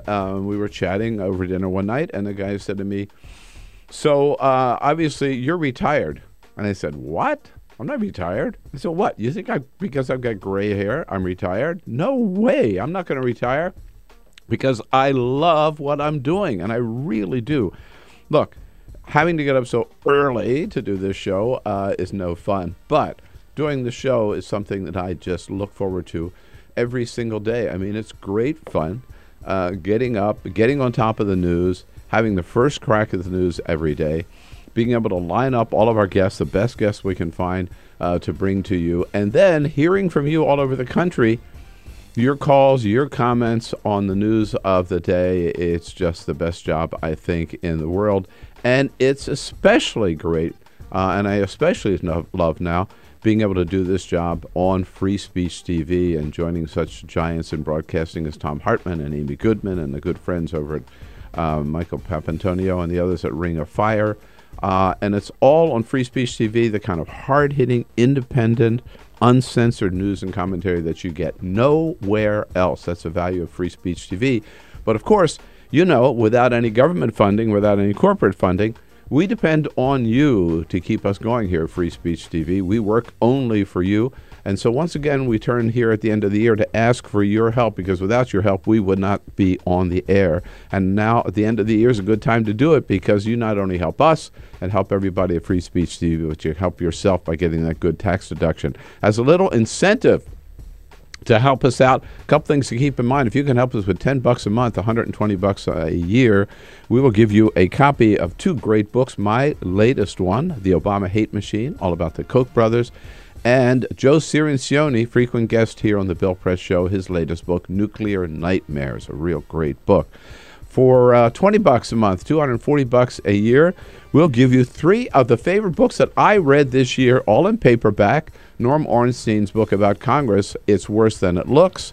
This great little book about science by Mary Roach called Bonk, The Curious Coupling of Science and Sex. And Michael Dibdin, great mystery writer. All of his mysteries take place in Sicily. In Italy, one of my favorites is Blood Rain, that takes place in Sicily. And for those of you who can offer $360 a year or $30 a month, we'll give you 3 exclusive 1-hour interviews that I've conducted at the Hill Center here in Washington, D.C. And beyond that, if you're fortunate enough to be able to help free speech with $1,000, you can get one of these beautiful Carol Press scarves. So give us a call, make your pledge at 877-378-8669. Thank you.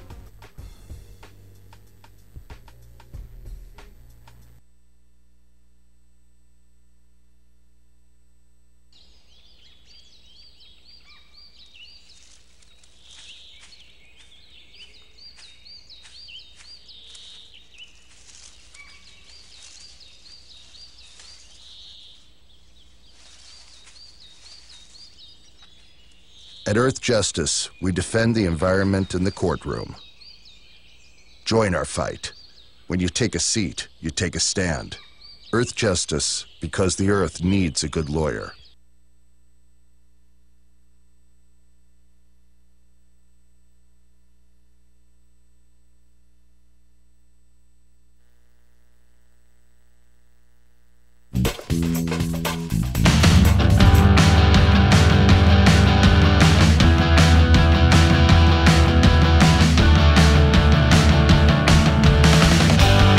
Seen on Free Speech TV and online on TawkrTV. This is the Bill Press Show.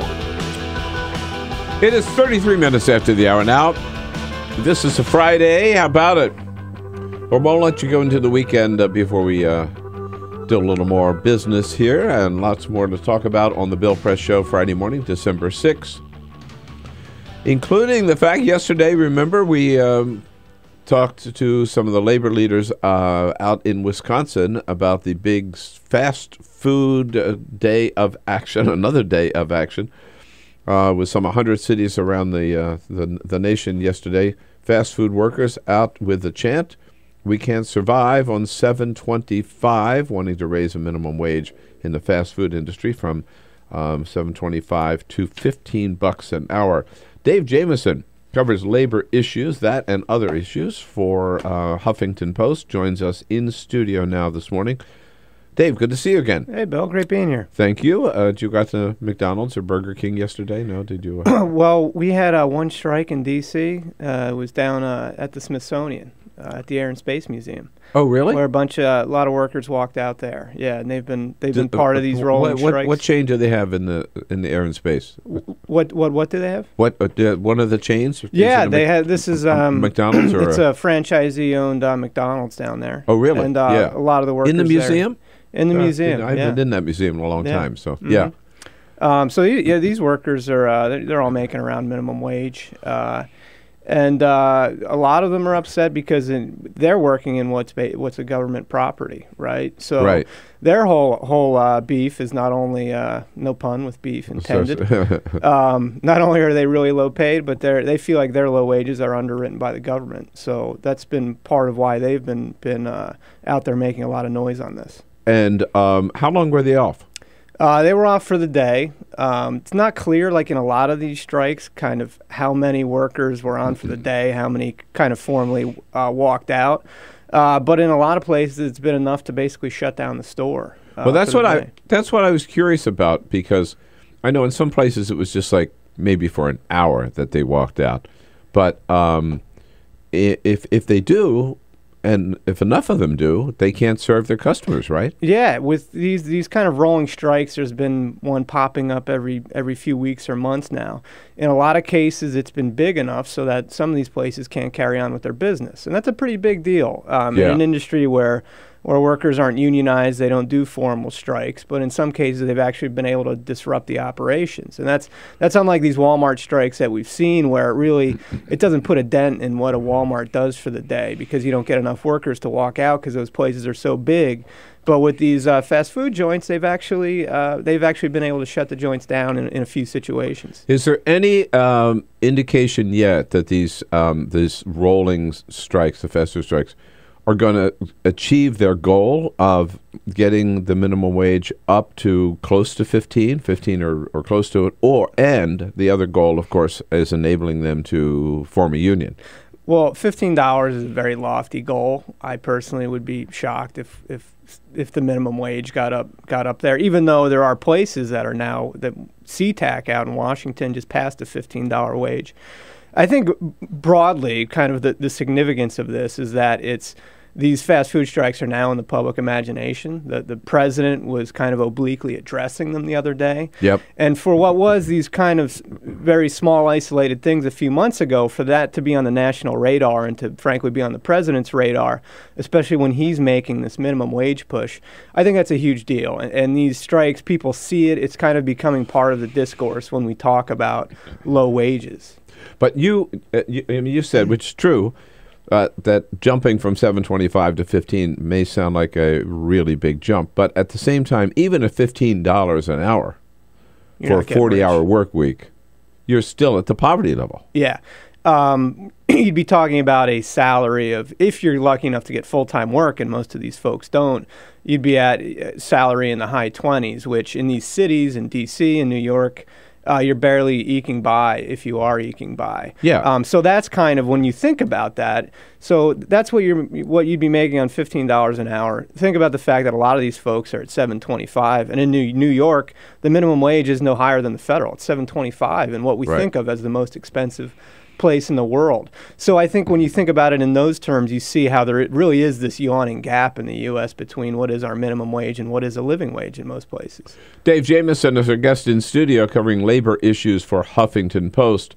Your questions, your comments, maybe you were part of this fast food strike action yesterday in 100 cities around the country, or you experienced it if you went in with your family and were not able to buy your Big Mac. 866-55-PRESS is the toll-free number. The big labor-related, one of the other big labor-related stories, Dave, this week is the judge saying it's okay for Detroit to go ahead and file for bankruptcy. Has huge implications for public employees, first of all in Detroit and then perhaps in the rest of the country, correct? Yeah, absolutely right. This was a momentous decision for, as you said, public sector workers in Detroit, because what it means essentially is their pensions are no longer inviolable, right? So it doesn't mean they lose them necessarily, or it could. It means they're going to lose some of it, basically. But their emergency manager has said that pension cuts have to be a part of this, right? So if the judge says that can move forward, then we know there are going to be cuts. What we don't know yet is how bad they're going to be, how deep they're going to run. Could be 10%, could be 25%. Some people are worried it could be as high as 50%, right? So that part, and they're going to have meetings over that. There's going to be a lot of discussions about it, and they got to figure out, is there going to be some kind of sliding scale? Does it depend on age, how badly you get whacked? But for these people in Detroit, these retirees, they're devastated right now. They're very upset. They're very angry. And beyond that, in places like California, where we know there are huge municipal budget crunches right now, people are really skittish there, right? All the public sector unions are rattled by this. Because basically, and this will be the largest municipal bankruptcy in the country, and it sends the signal that at least one judge thinks that the state constitution, even if it says it protects pensions, that in the end it really doesn't. That they're going to let federal bankruptcy law supersede it. Well, let's put this in perspective too, because when you hear about public employee pensions, a lot of people think, oh, yeah, these are the guys, right? They've got a vacation house in Florida, right? And Fat cats. And a penthouse in Chicago or something like that. these are public employees who are not making that much money to begin with, so their pensions are $19,000 is the average for a general city worker. Cops and firefighters are higher. The average is around 30. But if you hauled trash throughout your career in Detroit, your average annual pension is $19,000. Not a lot. No, right? So you've got $19,000 and Social Security, and for some of these people, that's all they've got. Right. Yeah. So they're not. I mean, that may get them to 40. Right. Maybe. These are not wealthy people, and pensions were part of the deal, right?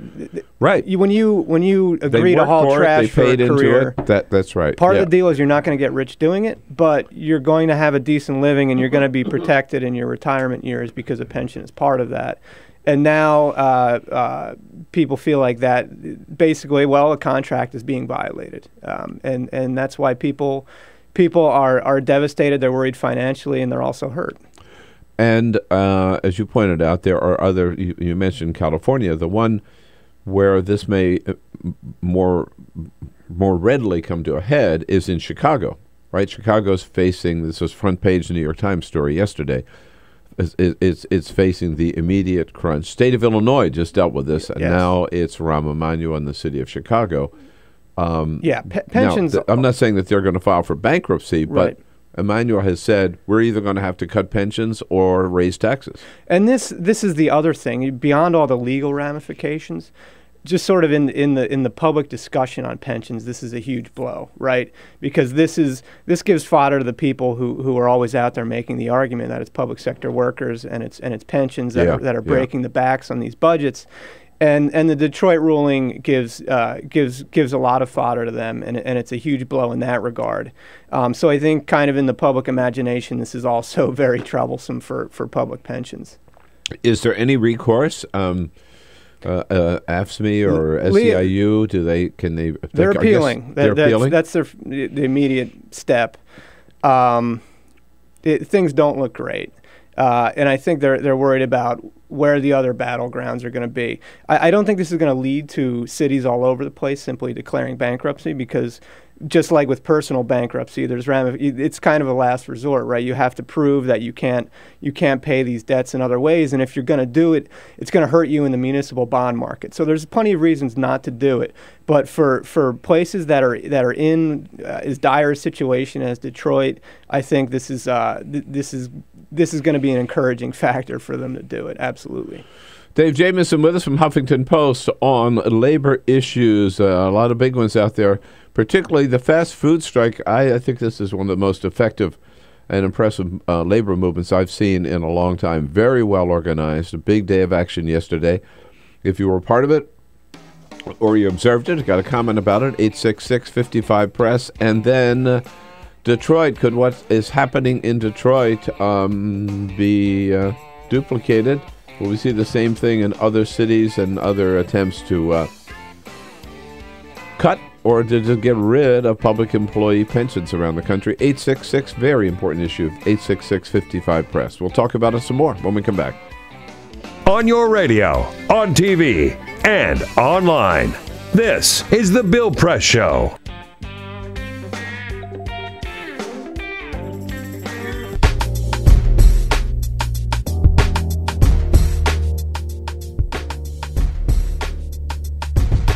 Hey, good morning, everybody. What do you say? Nice to see you today. I got to tell you a funny story. So, I was on vacation a week or so ago and met up with a couple. We were chatting over dinner one night, and the guy said to me, so, obviously, you're retired. And I said, what? I'm not retired. I said, what? You think because I've got gray hair, I'm retired? No way. I'm not going to retire because I love what I'm doing, and I really do.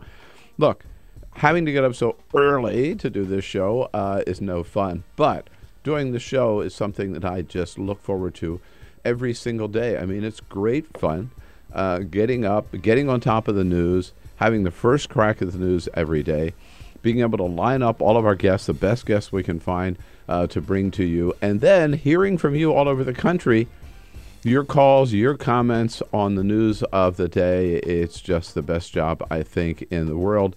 And it's especially great And I especially love now being able to do this job on Free Speech TV and joining such giants in broadcasting as Tom Hartman and Amy Goodman and the good friends over at Michael Papantonio and the others at Ring of Fire.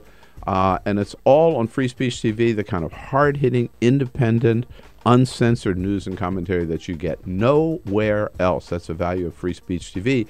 But of course, you know, without any government funding, without any corporate funding, we depend on you to keep us going here at Free Speech TV. We work only for you.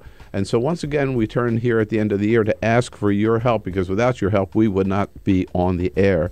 And now at the end of the year is a good time to do it, because you not only help us and help everybody at Free Speech TV, but you help yourself by getting that good tax deduction. As a little incentive to help us out, a couple things to keep in mind. If you can help us with $10 a month, $120 a year, we will give you a copy of 2 great books. My latest one, The Obama Hate Machine, all about the Koch brothers, and Joe Cirincione, frequent guest here on the Bill Press Show, his latest book, Nuclear Nightmares, a real great book.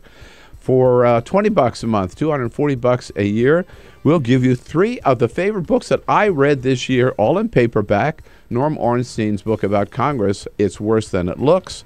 This great little book about science by Mary Roach called Bonk, The Curious Coupling of Science and Sex. And Michael Dibdin, great mystery writer. All of his mysteries take place in Sicily. In Italy, one of my favorites is Blood Rain, that takes place in Sicily. And for those of you who can offer $360 a year or $30 a month, we'll give you 3 exclusive 1-hour interviews that I've conducted at the Hill Center here in Washington, D.C. And beyond that, if you're fortunate enough to be able to help Free Speech with $1,000, you can get one of these beautiful Carol Press scarves. So give us a call, make your pledge at 877-378-8669. Thank you.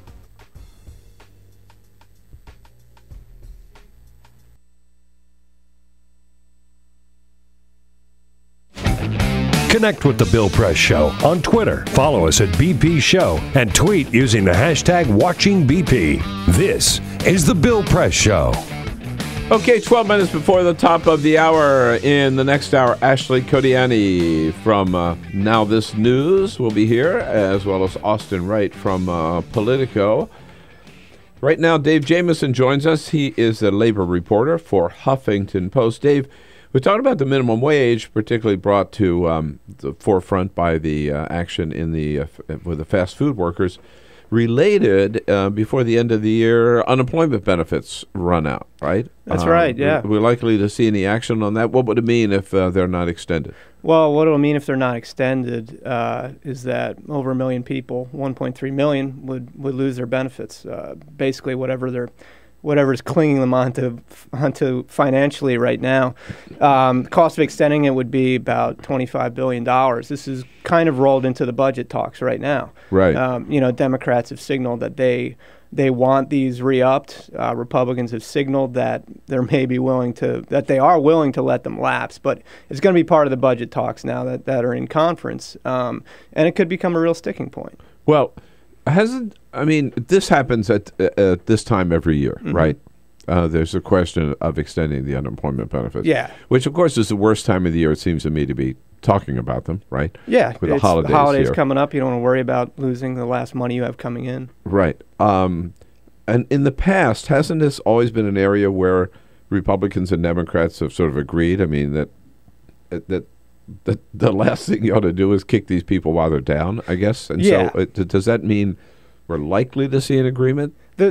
I think we are likely. The pitfalls here for Republicans is just looking callous, right? These are really vulnerable people who were working years ago. A lot of these people are long-term unemployed, had just an impossible time getting back in the workforce. So like you said, it's kicking them when they're down. There's also the economic effect of it, right? We know that unemployment benefits, this is money because it's all that these people have. We know it's being pumped right back into the economy.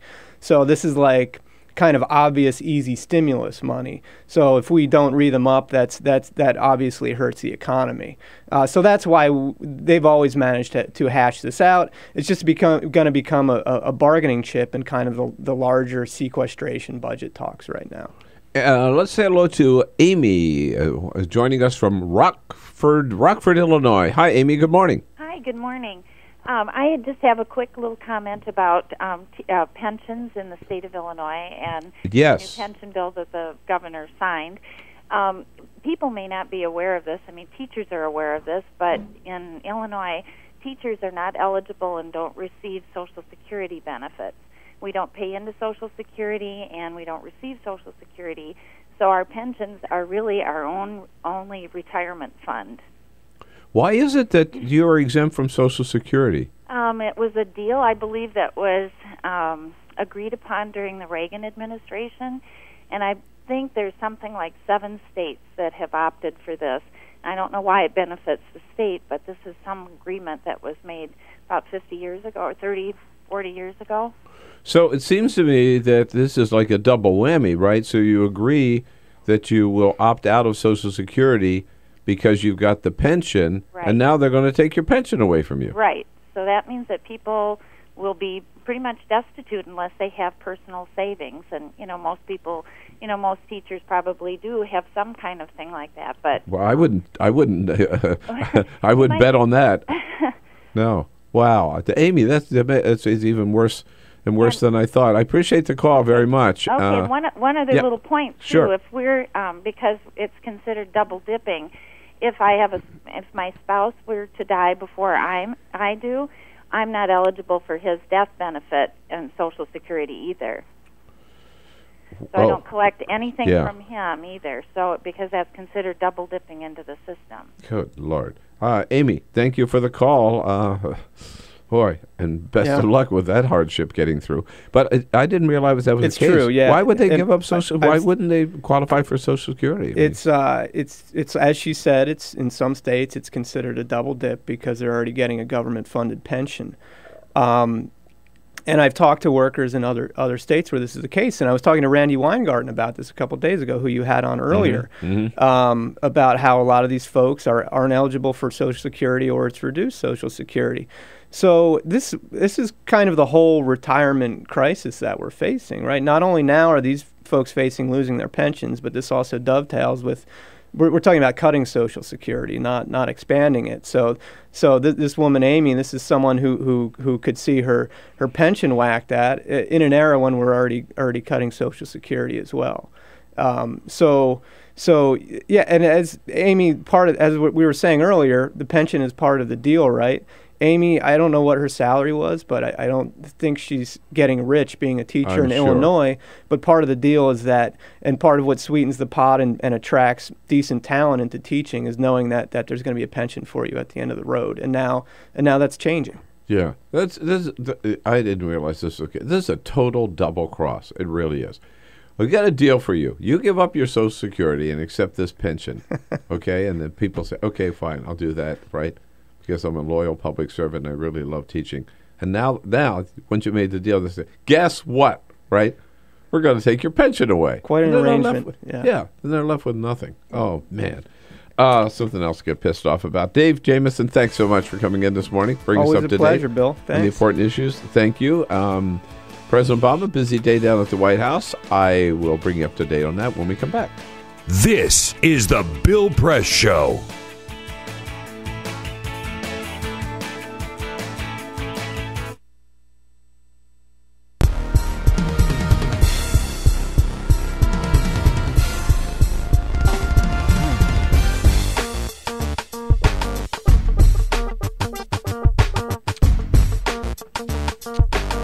And my fellow Americans, good morning, good morning, good morning. Good to see you again today. You know what? We get a lot of questions, I do all the time, about, my God, you got 3 hours to fill every day on Free Speech TV. How do you guys do it? Well, you know, I have to tell you, it's a lot of work, and we're at it like all the time. I mean, we start at the end, right after every show, every day, we sit down for a brief postmortem about that show, what went right, what went wrong, and then we start looking ahead at the next day. What do we think the issues are going to be the next morning? Who are some of the guests we want to talk about those issues, and just sort of do a rough outline of the show. And then we go on. I go to the White House, Peter and Lisa and who do most of the work for the show. They're looking around all day long at what stories are developing, what guests are available, which guests are not available. Can they come in studio? Do they have to be by phone? We work on it all day long. and see what pops up. About 4 o'clock in the afternoon, Lisa and Peter put together what we call a trawl, a whole list of all the stories that we might want to talk about the next day. 5 o'clock, we have a conference call and sort of firm up the guests and get a better idea of the topics. And then we'll work through the evening, again, seeing what develops, watching the news, watching the websites. And then we got here an hour before showtime the next morning and finally put the show together. So you can see it's a whole ongoing thing. It's a lot of work. But here's the key part. We cannot do it at all without your help. And that's why right now at the end of the year, you can get that tax deduction. We ask you once again to renew your pledge to Free Speech TV or to make your first one. And give us a call now. Make your pledge at 877-378-8669. If you can give us just $10 a month, $120, we'll give you 2 great books, a copy of my latest book, The Obama Hate Machine, about the Koch brothers, Joe Cirincione's book, Nuclear Nightmares, just published. For $20 a month, $240 pledge, we give you copies of the 3 favorite books that I read last year, including a real fun book about science called Science and Sex called Bonk by Mary Roach. For $360 to $30 a month, 3 CDs of 3 interviews exclusive that I've conducted at the Hill Center here in Capitol Hill. And if you are flush enough and generous enough to help us, Free Speech TV, with a $1,000 contribution, you will get one of Carol Press's hand-woven, beautiful rayon chenille scarves like the one I am wearing right now. So a lot of incentive for you to help, and we ask you to help as generously as you can. Again, by giving us a call at 877-378-8669. I don't have to tell you how important free speech is. This is the kind of hard-hitting, independent, unvarnished news and commentary you can get nowhere else. But again, we can't do it without your help.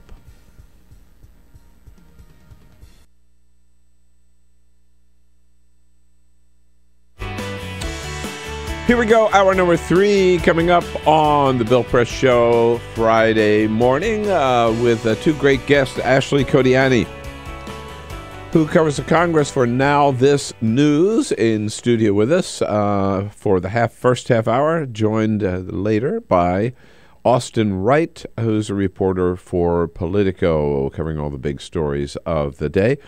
President Obama, big day today down at the White House, gets a daily briefing. I'll be meeting with his senior aides, and then this evening is the annual festive lighting of the big White House Christmas tree on the ellipse behind the White House. The entire First family, of course, will be there to press the magic button. And Jay Carney will hold his regular briefing today at 1 o'clock at the White House. So I will be on duty, ready to ask my impertinent questions of the press secretary. We're back with hour number 3, so stay around this Friday morning, December 6th. This is the Bill Press Show.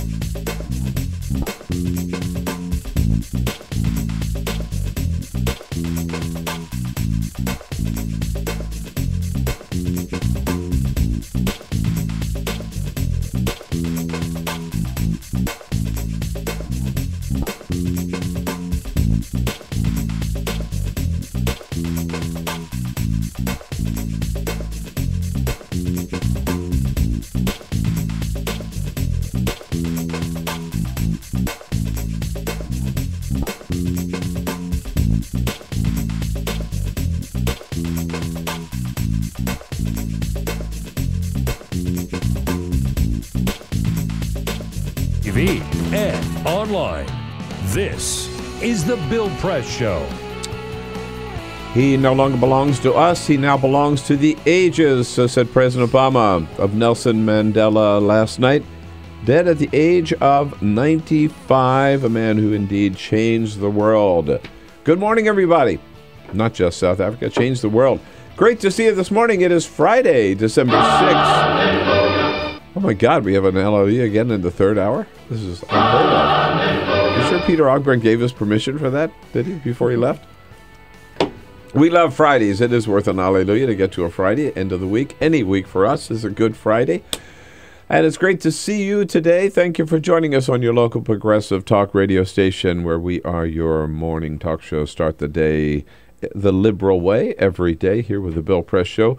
3 hours of the latest news of the day and 3 hours of your chance to comment on it by giving us a call at 866-55-PRESS. By joining us on Twitter and send us your, your acid comments, snarky comments on Twitter at BP Show, or on Facebook at facebook.com/Bill Press Show. On a Friday morning, we will not only tell you what's going on, and you can not only listen on your local progressive talk radio station, but for those of you around the world prefer to look on your laptop or your desktop or your iPad or whatever, don't forget our video stream at youtube.com/TawkrTV. Well, we're down now, I think, to 4 days left. Maybe it's 5 with the United States Congress to finish out the year.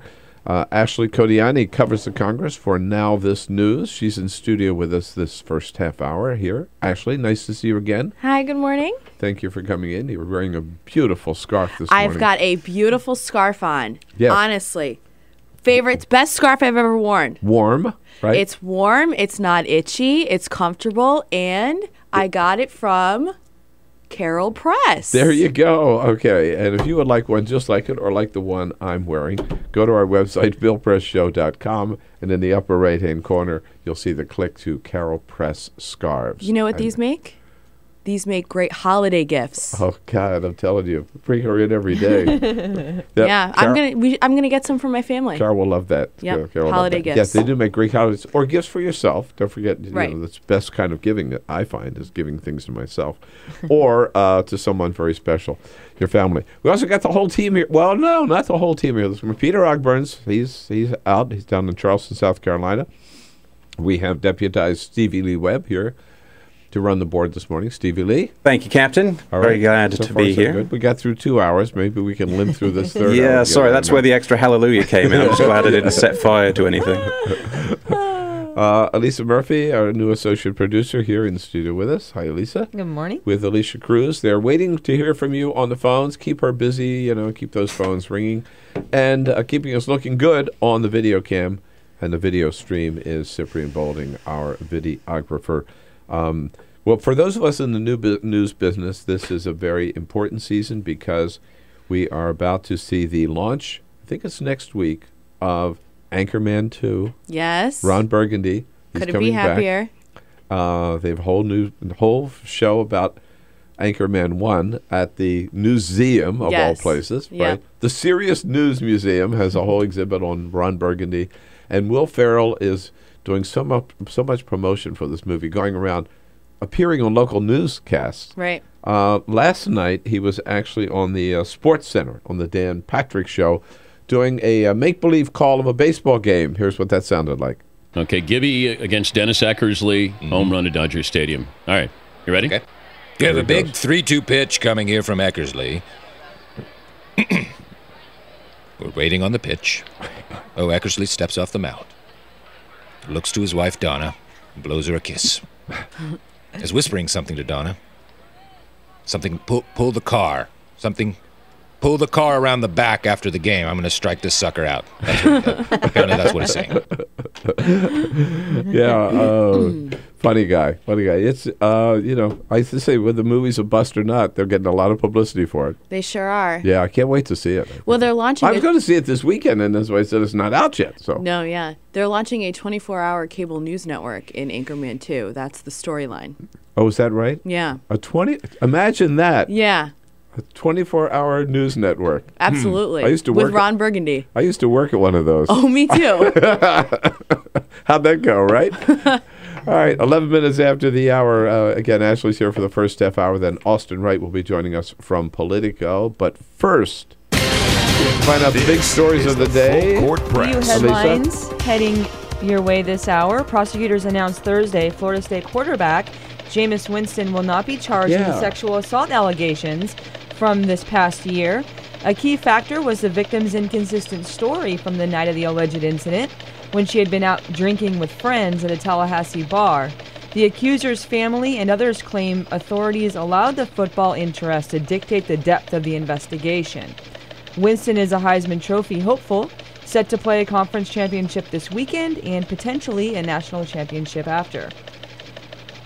I don't know. To me, this is another case of the victim being further victimized by saying, oh, well, she was drunk, or, oh, she had a reputation on campus, or, and they always blame the woman, don't they? I mean, what am I saying, right? And they were such lengthy investigations as well. Yeah, and nothing really came out for the longest time. I think they put football above justice in this case. And the timing of it is rather peculiar. Right. So, in China, they aren't street legal yet, but tiny enclosed four-wheelers are taking over the congested streets of China. Factories are ramping up the production of these vehicles that can squeeze past gridlock because of the size. Four-wheelers? Four-wheelers. So it's kind of like an enclosed four-wheeler. But I mean, cars have four wheels. I don't get the difference. It's like an ATV with a lid on it, I suppose. Yeah, like an all-terrain vehicle. Oh, I see. Yeah. So because of the size, they also bypass government laws that restrict car use and ownership. So there's no way to really track them. They're not insured, and you don't have to be licensed to drive one. Thus far, mostly the elderly are driving them. And Interesting. Police are supposed to be pulling them over and but they can't catch them is the arresting problem. them. But they only do random crackdowns every once in a while. China's economic boom has prompted a huge demand for the cars in the country's major cities, making China the world's largest automotive market. You know what they ought to do? I'm telling you, we were in Sicily over Thanksgiving. Yeah. The answer there are motorcycles, man. The Vespas. Yeah, Vespas or motorcycles. Yeah, Apes. and they just weave in and out of traffic like that. You have a whole congested street. Yeah, that's what I'd have if I were there. In Thailand, in the markets, motorcycles have the right of way. So if you're kind of perusing at you have to be careful. Yeah. A Mexican restaurant in New York City's Soho neighborhood is generating quite a buzz with the Grass Whopper, a burger-style treat made with pan-fried crickets. What restaurant is this? The restaurant sold 20 cricket sandwiches, the first last week. The name of the restaurant is Antojeria La Popular. We gotta go. We gotta go. No, you gotta go. I'm not gonna eat any damn cricket. We're getting takeout from there. The Grass Whopper is the brainchild of Mexico City's artist Pedro Reyes. They first debuted the burger at an international conference at Queens Museum last month, a way of showing the artist's vision of food for the future. Well, I'm going to go next weekend. I'll let you know how it is. At this event. My guest. At this event, they had 500 burgers made. All were well received and eaten. I don't know. No, it's so funny. This is a trend. I read a review this morning of a new book out about exotic foods. Yeah. And people are actually saying that because global warming is going to have a big change with beef production, for example. There won't be as much available, and we're going to be switching to insects, grasshoppers and crickets. And there already is a restaurant in L.A. too. The specialty is grasshoppers. I mean, stop this bus. I want to get off. Who knows? And supposedly there's more protein in grasshoppers than in beef. Well, the funny thing is normally if you see a headline in the paper with a restaurant and bugs in the same sentence, the public health department is normally following. So this is very much the new trend. D-. So the next time you see a cockroach crawling across the floor, you up. just say, dinner! Put it on a bun. Yeah. Add some butter, no problem. Oh, Lord. All right. Thank you. Oh, man. 16 minutes after the hour now. So, what do you do? Actually, what do you do when you got a Congress that's doing nothing? I mean, as a reporter, you do nothing?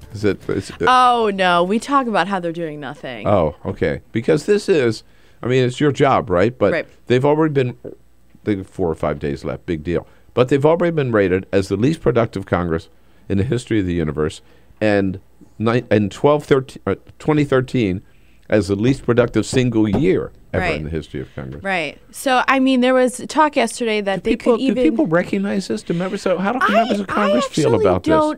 I don't know if people recognize it, but they really should. There should be more attention to how little these guys are actually working also. And these members, do they realize what a reputation they've got? I mean, that they're for a bunch of slugs?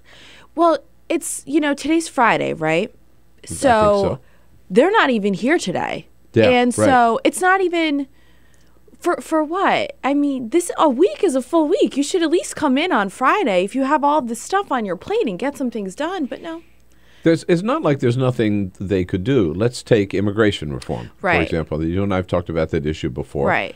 And the White House is still saying we're convinced we could still get something done. They're not going to get anything done this year, are they? No.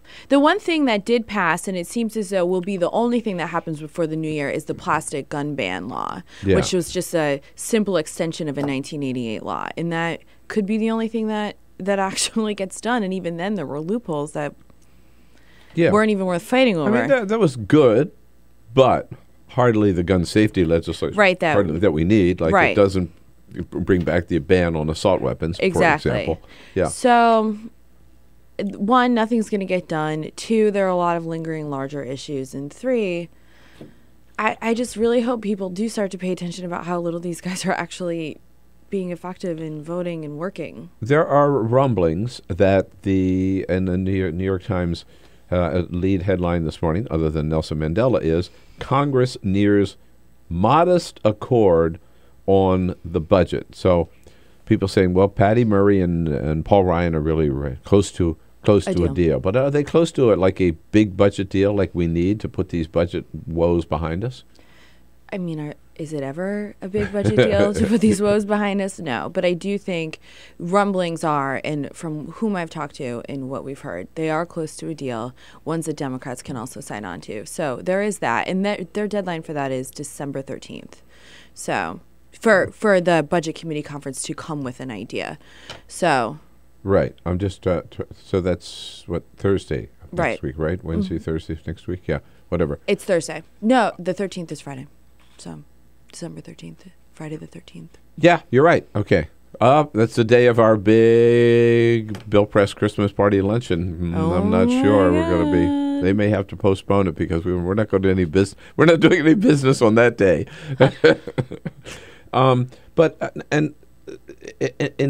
On anything else, I mean, climate change or climate change, or gun safety or guns, immigration, none. No, not even possible. Well, they're only in the Senate and the House are only in together at the same time for 5 days before the new year. Before the end of the year. But that's both entities being in at the same time. It's only 5 days. Is there any change that you notice in the Congress now? On health care? I mean, they've voted, 45 times, Republicans in the House have voted to repeal it. I don't hear them talking about repeal of Obamacare as much anymore. Do you? No, I think they realize it's a losing strategy. I think now what Republicans need to do is come up with an alternative that they can work with and pitch if that's something. If they're going to... lots of luck with that. I mean, it's a little late, right, to come in. Well, of course it is. They've had years to craft an alternative. And so if there was any way to do it, it would have been to present an alternative plan that they conceivably would have had almost 3 years to put together. So to rail... Well, 3 years since it's been signed, but the 2 years the 2 years of the debate on the legislation, they also never produced their own plan. Right. So... But remember, they used to say, the reason I was asking, because I remember I heard it so many times, we all did, repeal and replace, repeal and replace. Well, then they dropped replace. Right. And because they had nothing to replace it with. Right. And they just talked repeal. Now they're not even talking repeal. They're talking maybe, delay or something like that. Well, they're talking, so the rhetoric has changed, I think, because there was probably somebody realized that if you let this play out on its own, it might be more beneficial for the Republican Party to sort of watch it fizzle and fail. Yes. However, now we see with improvements in the site that people are signing up. There is traffic. There are benefits to the program. And also you have an example of the Kentucky governor going up against Mitch McConnell saying there are hundreds of thousands of people in the state of Kentucky that are signing up for this. They do want it, which completely contradicts the platform of Mitch McConnell, who was saying his constituents are suffering from Obamacare. But the Kentucky governor is offering different evidence. So absolutely. The evidence in Kentucky is overwhelmingly to the contrary, and overwhelmingly contradictory to what Mitch McConnell has been saying. Actually, Codianni with us from Now This News. It's Now This... News.com. Okay, nowthisnews.com is the website. And we'll be back. When we come back, one thing Republicans have found time for is tutoring their members on how to run against women. Certain things they should say and should not be saying if their opposition candidate happens to be a woman. They learned that lesson the hard way last time. We'll get into that and more and take your calls at 866-55-PRESS when we come back. streaming live video right now at youtube.com/TawkrTV. That's TAWKR-TV. This is The Bill Press Show.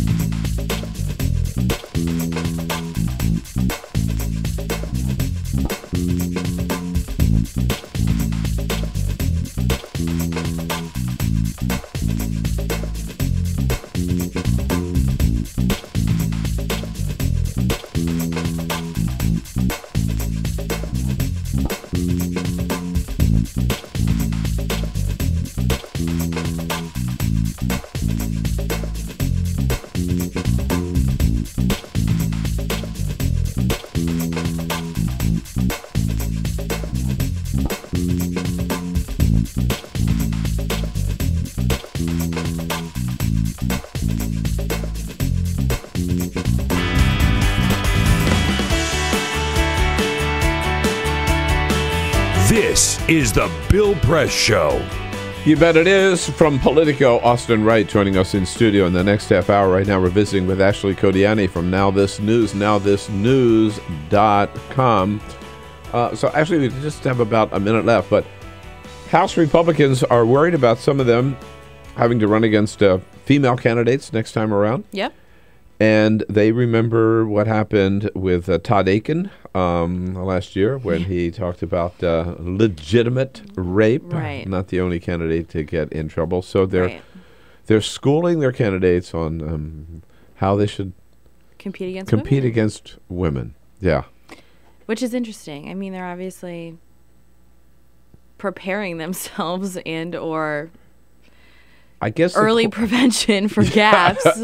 I guess the question is, do they realize that it's their policies that are the problem, not just their rhetoric? Right. And are they going to change any of their policies? Right. It's sort of the fundamental way of thinking that has shaped the reason why these gaps exist in the first place. Yeah. So. Right. They can say we can still be against the minimum wage and against contraception and against women's freedom of choice, but if we just talk to them nicer, they'll like us, right? Right. Not going to work. Ashley, thanks for coming in. Thank you. And make sure you go get. When you buy.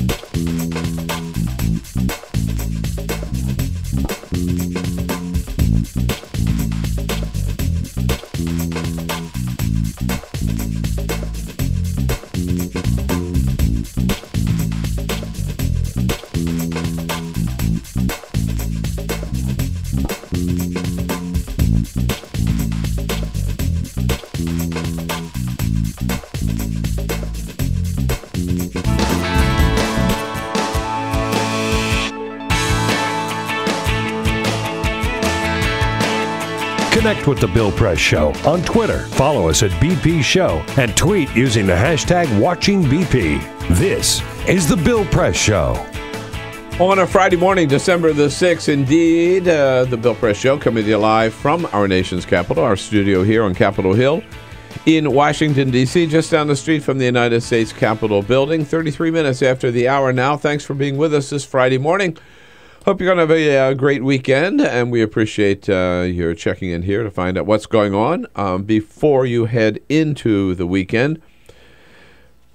With Vice President Joe Biden, in China, President Obama dealing with Iran, and Congress with a few days left trying to hammer out a budget agreement which would have a big impact on the Defense Department. We wanted to check in on defense-related issues. At Politico, that man is Austin Wright. Defense is his beat, and he's here to tell us all about it in studio with us. Austin, nice to see you. Thanks so much for having me. Welcome for your first visit. Yes. First of many, I hope, to the Bill Press Show. One of the defense-related issues, I don't know whether you've been covering it or not, is I read that there's a Republican congressman from Georgia, Randi Forbes, who is on armed services, yes. Correct? He's from Virginia. Virginia, yes. I'm sorry. I said Georgia. Virginia, right. And he's not happy with the fact that the Republican Party is considering maybe supporting a couple of Republican candidates for Congress who happen to be gay. Right. And it's been an ongoing issue, but it just became public this week. I reported the story with a fellow Politico reporter, Jake Sherman. Became public this week that he's been urging his Republican colleagues not to support gay Republican candidates. Only because they're gay, right? I believe so. It may be because of their support for gay marriage. It's unclear, and he hasn't explained exactly what his issue is. Yeah, and so what is he saying? That as a party, this should be our position, right? We won't support any gays? Well, what he said to me on Capitol Hill is that he has no problem with individual Republicans supporting and donating to their gay candidates. What he has a problem with is members being asked or forced to donate. And that happens mainly through the NRCC, the National Republican Congressional Committee. House Republicans pay dues. Ultimately, tens of millions of dollars go to this organization, and they support congressional candidates across the country. And so it looks like they're expected to support at least two openly gay Republican candidates if those candidates are successful in their primaries. One in San Diego, I know. Yes, Carl DeMaio out in San Diego. And then the other one is Richard Tassai in Massachusetts, and both are trying to unseat incumbent Democrats. So, by the way, what you indicated is true. Democrats have to do the same thing. There's a Democratic Congressional Campaign Committee, a National Republican Congressional Campaign Committee, and they are required, in addition to raising money for their own campaigns, they do raise money. They're told how much money they have to raise for their joint committee. Right. And that joint committee is the one that goes out then and recruits and supports Republican or Democratic candidates around the country. Right. So that's what he's opposed to. Are there any openly gay Republican House members now? Not that I know of. I can't think of one either. I mean, Right. There's several Democratic candidates. Right. Now, in 2012... Or Democratic members of Congress. I'm sorry, Jared Polis from Colorado. Blanking on my friend from California. We had Barney Frank, of course, no longer there. Now, in 2012, Richard Tassai... Mark Takano, so yes. I was thinking of California. Richard Tassai, who's the openly gay Republican who's running in Massachusetts, he ran in 2012, and he had support from House Speaker John Boehner and other top Republicans, and Boehner actually went out there and campaigned for him. So what is Boehner saying about Randi Forbes? So he was asked yesterday at a press conference about this issue, and he said that he does believe that the Republican Party should support their gay candidates. Well, good for John Boehner, right? So the party leadership has spoken on this issue, and the NRCC issued a similar statement. Oh, well, they're supporting the female candidates and gay candidates. Gee, welcome to the 21st century, I guess. Yeah, maybe someday they'll support an African-American candidate, too. I don't know. The other issue, and good reporting on that, Austin. Thank you. The other issue that we've been talking a lot about lately, and there's been a lot in the news lately, with the defense budget coming up, the issue of sexual assault in the military remains a pretty big one. I think everybody agrees this is a huge problem. The numbers have just gotten worse. The numbers of victims of sexual assault, both male and female, in the military, just shameful. And the few cases that are reported, is just alarming. But are we going to see any action? So that's been the most closely watched issue this year with defense policy. Right. There are two competing amendments that could see a vote next week, although it's looking unlikely. And one of those is very controversial, and the Pentagon has opposed it. And it would change the way that sexual assault, allegations of sexual assault, are prosecuted in the military. This is Senator Kirsten Gillibrand. Yes, of New York. This would take those prosecutions out of the hands of military commanders, and instead trained military prosecutors would look at those cases and decide whether to move forward with prosecutions. Now, this is extremely controversial in the Pentagon because for top military commanders, they believe that the command chain and military authority must be supreme and that commanders must have total authority over their units. So this would be a pretty radical change for the military. Yeah, but the problem is these people have been in charge, and they've let a lot of people get away with sexual assault. In fact, in several cases, at least one case that I can recall, I guess, that where the commanding officer actually overturned a guilty verdict. A man found guilty of a sexual assault. He said, "No, I know this guy's a nice guy." Right. And I believe the Pentagon's latest figures show that there were, I think, 3,000 prosecutions, around 3,000 prosecutions last year, but more than 20,000 people said in anonymous surveys that they had been part of some kind of sexual assault incident. Right. So it looks like it's very, very under-prosecuted. So if the Pentagon is opposing that, what are they supporting? Well, they're supporting other reforms in the underlying defense authorization bill that's moving through Congress right now that would change some of the ways these cases are treated. I believe it would prevent people from retaliate or make it a crime to retaliate against those who bring up allegations of sexual assault. And it would be some other reforms as well. And what about the Claire McCaskill approach to this?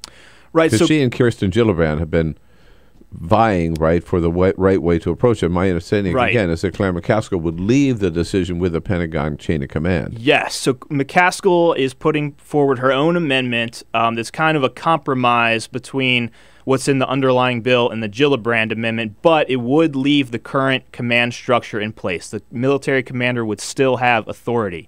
Her reforms, I think, would add some new protections for alleged victims of sexual assault, and changes to the way that they're treated in the military. Is this going to be? We've heard about the Gillibrand McCaskill kind of competition here for a while. Is there going to be a vote? Is this going to be resolved before the end of the year? That's an interesting story in itself. So the National Defense Authorization Act, that's an annual defense policy bill that sets defense policies. It's passed every year for the past 51 years. And this Congress, we're heading toward the very end of the session, and they still haven't passed the bill yet. The Senate was trying to... They're running out of time, too. They are on a severe time crunch right now. The Senate was trying to pass its version of the bill last month, and there was a disagreement with Republicans over the number of amendments that would be allowed to be offered, and it ended up that only 2 amendments got a vote, and then they weren't able to get any more amendments onto the floor because of this disagreement. So you mean we may run out of 2013 without a defense authorization vote? That is possible, and even if they do get a vote, they're going to pass the bill in a way that may not allow votes on amendments, which would prevent the Gillibrand measure from coming up because they're going to have to do this very fast. In putting this in context, we heard so much about the sequester, which is still in effect, that when these cuts kick in, Leon Panetta was defense secretary at the time, And he said we could not endure this, right? Because the cuts would be so severe to the military, it would handicap our military readiness. Has it? The Pentagon certainly says so. And the Pentagon has been holding classified briefings on Capitol Hill with members of Congress to try to convince them that readiness has taken a severe hit. Now, readiness essentially means how ready the military is to go fight, how trained they are, how their equipment is kept up. And they're saying that many units across the military would not be ready to essentially go into the fight if they were called to do so. And is there any evidence to back that up? Yes. Do we see, aircraft carriers stranded or right? The Pentagon has grounded or has put out statistics showing that many combat aircraft in the Air Force were grounded last year as a result of the sequester, and they expect that to happen again. Some deployments of Navy ships were canceled because of the sequester. And they're saying that this current fiscal year will be worse than the last fiscal year in terms of readiness. Yeah, because more and more cuts kick in. Right. Austin Wright is our guest. He covers defense-related issues for Politico. Lots of important stuff. So you hear a wannabe chairman of the House Armed Services Committee saying we collectively should not be supporting gay Republican candidates. We got the battle over sexual assault in the military, and then the defense budget cuts and the sequestration. Just part of what we got to talk about here on defense issues. Give us a call at 866-55-PRESS. You want to weigh in on any of the above. On your radio, on TV, and online. This is The Bill Press Show.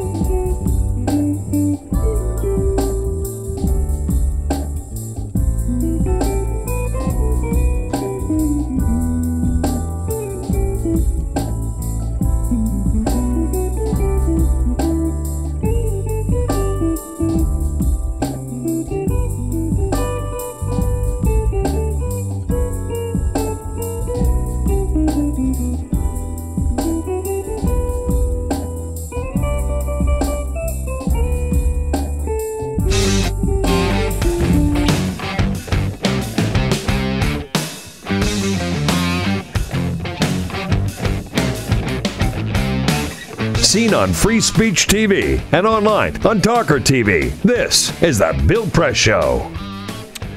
12 minutes before the top of the hour here on the Bill Press Show.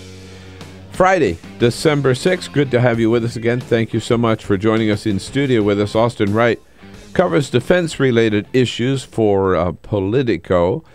This is nearing the end of 2013. 2014, Austin, coming up. A big milestone for Afghanistan because by summer, or certainly by the end of the year, I think it's by summer 2014, we're supposed to be out of Afghanistan altogether.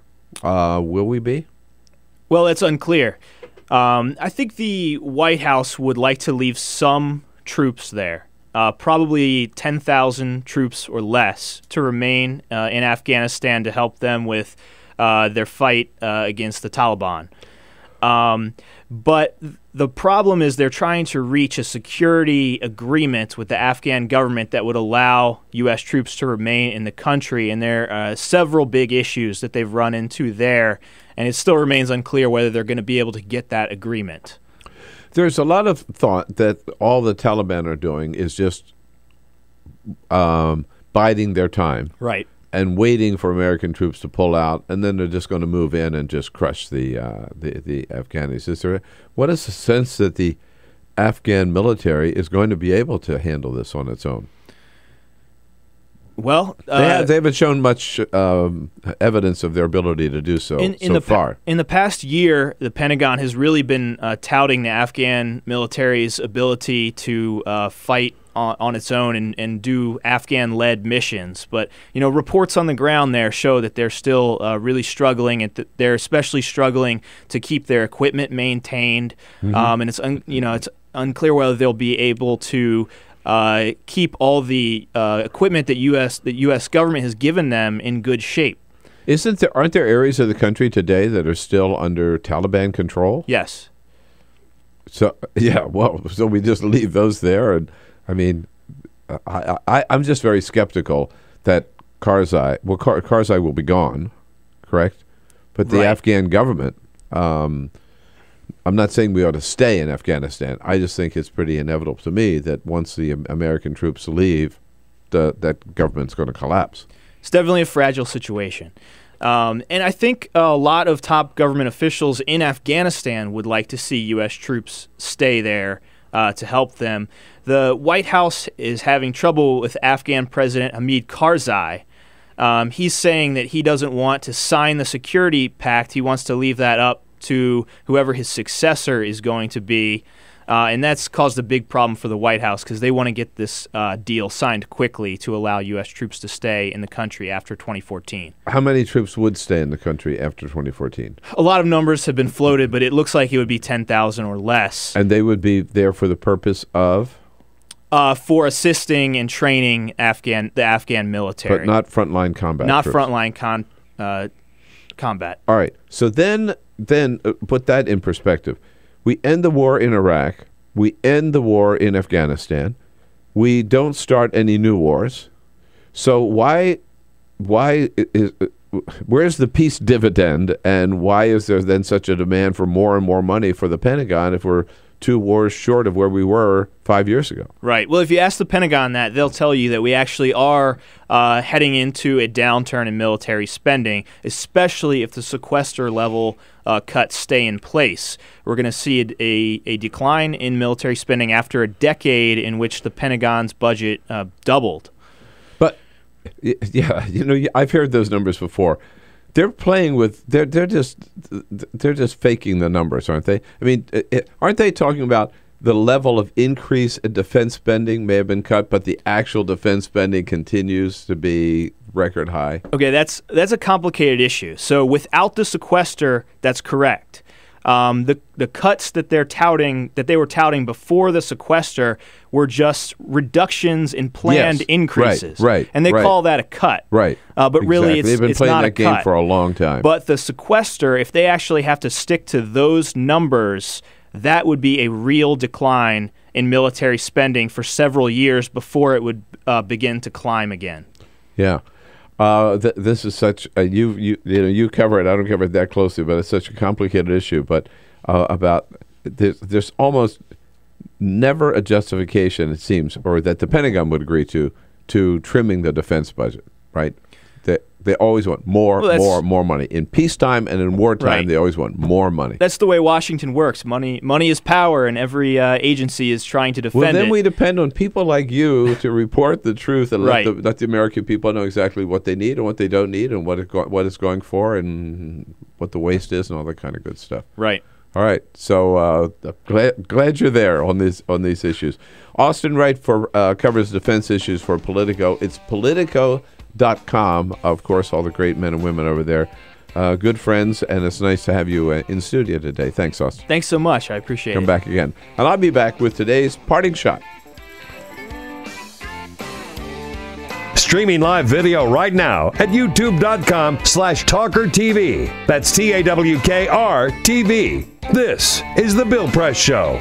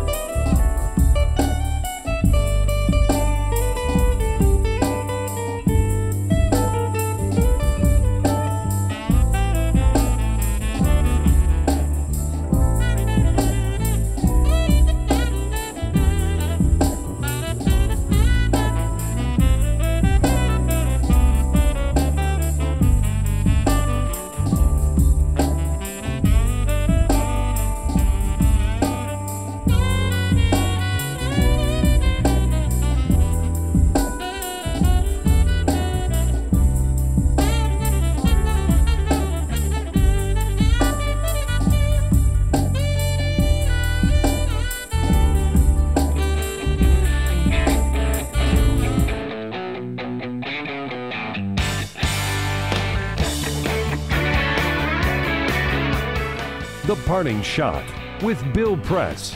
This is The Bill Press Show. Hey, a quick word here at the end of the program on the job numbers for the month of November. They are just out from the Labor Department, and they are very encouraging. 203,000 private sector jobs created during the month of November. And the unemployment rate has fallen to a new 5-year low, down to 7% going into the holidays. That is good news indeed. 203,000 jobs again. Private sector jobs created in the month of November. The unemployment rate down now to 7%. With that little bit of good news, folks, go out and have a great weekend. Relax. Or do a lot of shopping, one or the other. Whatever you do, come back and see us right here again Monday morning. This Have a good one. is the Bill Press Show.